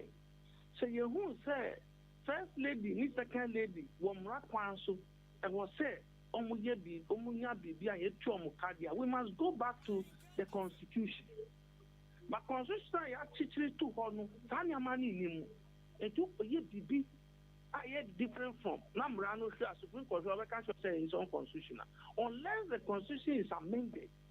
But the office of the first lady, then the second lady, it's been taken care of. And if your admin said they should pay them, where you are canon, and yes, sir, it's a car, the mom, so more father, no more offices. So, yes, Aketia. We are Ketia. Aketia. You know, and Aketiani said, who called whom Jane Sua. The monument who found him, you have 4 years. It's now quite whom Jane Sua. As I say, then yes, I. Now, say, Council of State, Toby Apede, who's a Libya and I demand. Also, whom Fasubia was so meetings are attending war, Council of State, I saw this Ascan. But Ascan was almost about 3 billion. I see. And just imagine, sir, if we add more, because your constitution, if we are not able to code it well, the check and balances in your firm, that trap must be same because the expenses of government is already bloated. Executive expenses is already bloated. And I challenge this year. Where can some juma? Obi a teacher near. Oye juma from the youthful age obeko retirement and other workers no ye two muni nyina sika every national coffers no but the obi a why get ahumuja ye ne juma dada wo kwa ahumuje no aba political power no that is so say this sika ni nyina so mo wa no mo bita babo ase no mo kwen okay eti o point ni nyina ne se ye feel say ye pese ye mom bibia ene ye amend the constitution no na ye nyintum na mra me legal na se ye amend ye but yesusu se e wo se yetumi appreciate wo mu nti ye mom sa de a ene na enwo se ye ma ekuo kakra bi ye ntratirem speaker of parliament na yire ye nyama no chief justice so ye oba o so ye be mu ono so ne spouse e wo se ye bibi de ma no okay area ne yede nkomo no di besi ha na mo bibie ne ebesan ba wonchen bi mu all right yani engineer Ebenezer Kudiabo Jabaku Okanse oye executive director Center for National Interest Research and ye ne ko twetwen nkomo no enti ye no e wasisi ya no krampo ye nso so ye nhihye bi de ba na oye adwuma yintua o yire nso ka wo fie oye bema nso so oye adwuma wonya adwuma na wo fie no o yire ye adwuma no ono so yentua won so bema no so kakra senka ye o ka woji bi bosome so aji bi wa ha no aji bi wa ha na ka ade aka ho na ka kama pa enti ya no sisi ya Supreme Court na kasa say ye den you say ye den o say enyemra kwan so enti say ukunu di president no a no aboa na mama sie sika preko dio ukunu nso di president no ana udu obu ama no se ne be ya ono nso nya bi obema bie ba menya sure se ye wa hai ye fa se bia ye company na yewura yire the beautiful Rebecca ye maame ye nana wafa fun afresu ahenkan for me pe airtime ne ye betwe na no awofom yentumi and into no automatically no or some certain privileges be until you can enjoy it. Menya sure say wa free minister bi so we na mi hia sika obeka say me mfa ma o de be ma mo ma no anso mani na kakra no ye mfa nkoye bibi foforo nti constitution no ye chire mu kakra Supreme Court for nchire mu omde baaye eno no na ye tete say edwe so abato no unse ene ye 25th etinka 5 days from now 30th enanka edwe so abato no ebeba so but ye tete say CPP4 Convention People's Party ye tete say yese omode court ekutwa damage akogye eye tabono atoso adentia CPP nanga no yese omopa omo ho amu hu no mo ho asene mu enti sa atase no ano mpeso omode bi ebesan nkrofo de ya yenimu ara ye di akire nti die besi wo ho bia no so ya di mu amane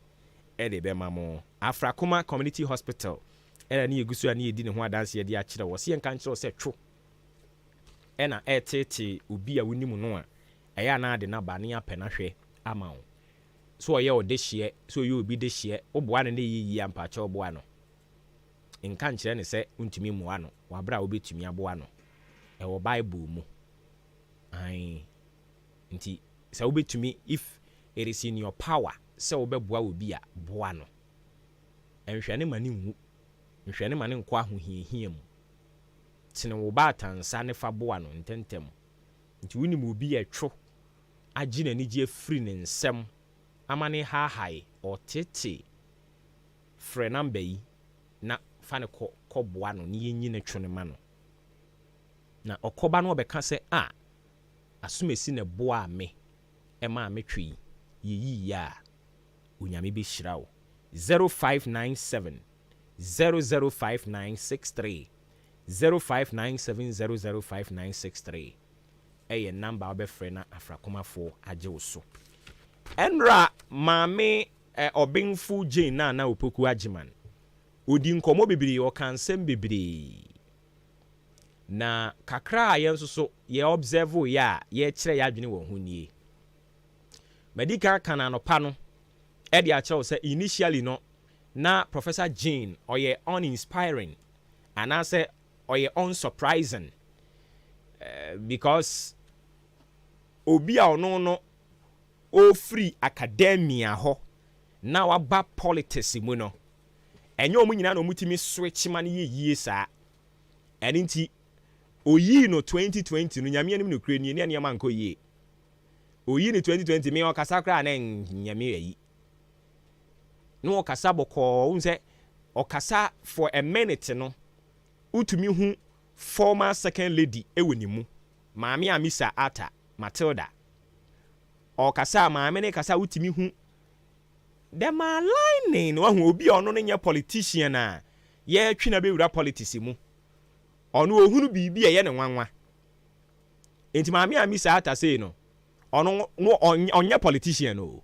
ɔnyɛ politician obi ɔno ɔdwene ne ho kra ne baabi ɛna ne kunu bedi politics ɛkyi a yɛtwi ni ba bewura mu a na afei ɛwɔ se yɛde camera totototo ne so na onye obi ɔpɛ saa de no enti ɔno no na ɔfa bibia personal Maami Jane saa na me hunu no ɔnyɛ politician ɔyɛ calm person bi ɔno de agya ɔdwene ne ho academia fo de ɔno ɔdwendwen ne ho a ɛne atwe ne di ne wura politics nim but sɛ enra mo a mo hwɛ no ebedi adanse a mo behunu sɛ wa transform obroni ɛwɔ brofo bi ɔka sɛ wa transmogrify from being academia level no I hold no na say base we should talk about intellectualism ne saa ne manema no a wa bin wo ho no mo first no sene no odi nkomo de fa ho no sei nkakra e free ho endra mo a mo hwe ne nyina bedi adanse se afei oye politician eba oye omanyoni eba nkakra in fact a free sabre ya de kukusi se ye beto aba no I can tell you, say, the woman has in store so many surprises. Adia ba kwa be say hu ye ne say, now, we have strategy a NPP for use ye 2006, 2007, 2008. Unza 2007, 2008, no? Especially 2016. Running mate edema omampani Akufo-Addo sabre no Dr. Bawumia eye se obeje ntokwa no ama ne ho enti 2007 2008 no the target for the fight no na eye omampani Akufo-Addo ono na NDC for eto measures no edema ni straight and into omo keka ne ho nsem bebre enti 2007 2008 abatwo no otesi ese wakodwonso de ayi kramudan ho otesi ese that short man otesi omso ye rowdy opema in some like you heard so many stories about Nanado 2007 2008 the target was Nanado and PP4 tenasi hunu say no 2007 2008 you know NDC4 targeting Nanado omo malign no in fact omo vilify no ya kase character assassination ya subject will be to character assassination experience Nanado go through that hell that experience 2007 2008 about for no it wasn't easy omo attack no in fact omo esawano with so many things. And to me, anya juma ye, but MPP force you be free mu, especially Dr. Bawumia. Ohun say, Sabat one the target was Nanado, and some way somehow it worked for the NDC. Emma Tonkrofo you say Nanado ye rowdy, Nanado ye heja, Nanado umunipa. It's omo kekan ya, and you know the last time na we were talking about this NDC4 strategy. NDC4 yankrophobia when it comes to pressing down a demand So we are pressing home this demand that they are really good at it. Said this is the message. We want to drum it and drum it and drum it. So they were able to, win Nanado using almost strategy now. The year Adwuma 2007-2008, and it did magic for them. MPP4 who said no. Says Sanetia dia 2012 about one.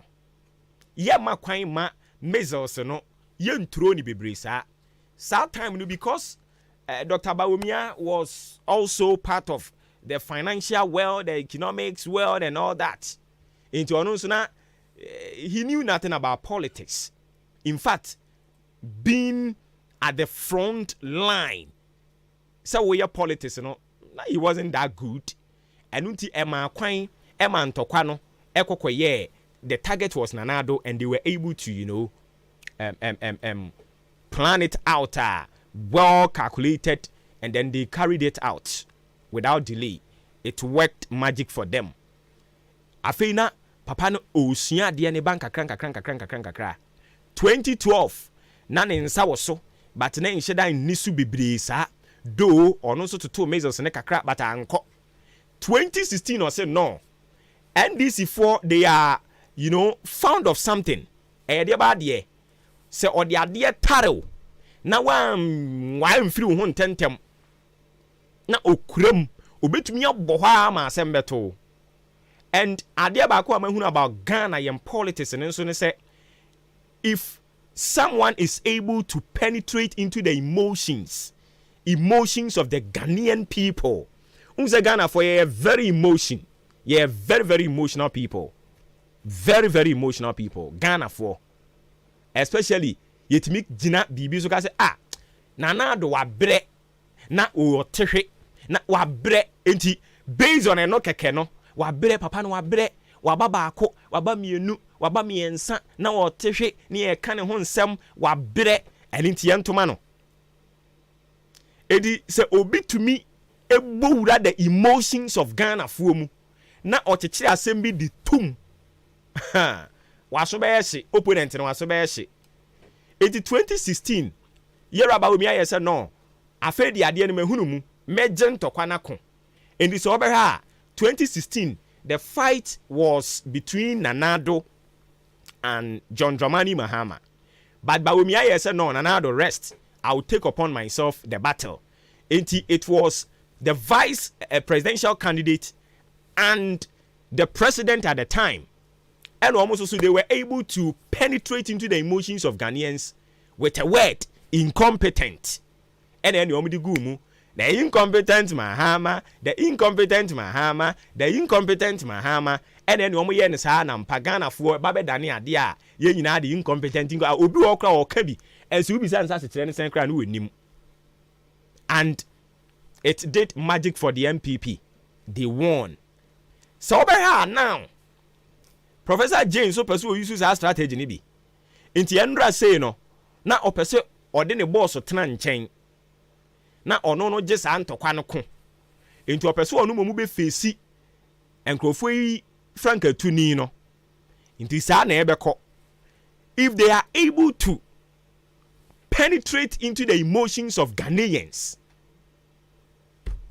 wahala nyankopon ya adom anwumre yi sahwini woni e ba ye bedi mu nkomo kakra de ama o tsena nso so we will still talk about it. If free sabre kono ye be cha ase aye political analysis ne kakra na ya mo mahunu se ye nso so ye wo ho pa kakra ye sua no ye no be che ne nyina ye de adwene e de adi akire ni ahwede ye besie 2024 election year analysis kakra politically observations ni history juxtaposing them and I so anopay ye de amount of frame obo ba ofori amanfo dwumadi yi me na medi ho chia me de ma ofiti anopa bepem sabre aseda ye de call de ama yura odi ahenkan kwame yeboa adwempa hene kofi mensa call bk and a billy man anopay ye da se ye di si ha nyankopon ya adom a ye bedane ye ho na yakwaji ahome kakra enwumre nonson ken na yesan e wa hanom a Yibedi nkomo. We will throw more light on the speeches Enre Koso ewo NDC womo outdooring of running mate, you know,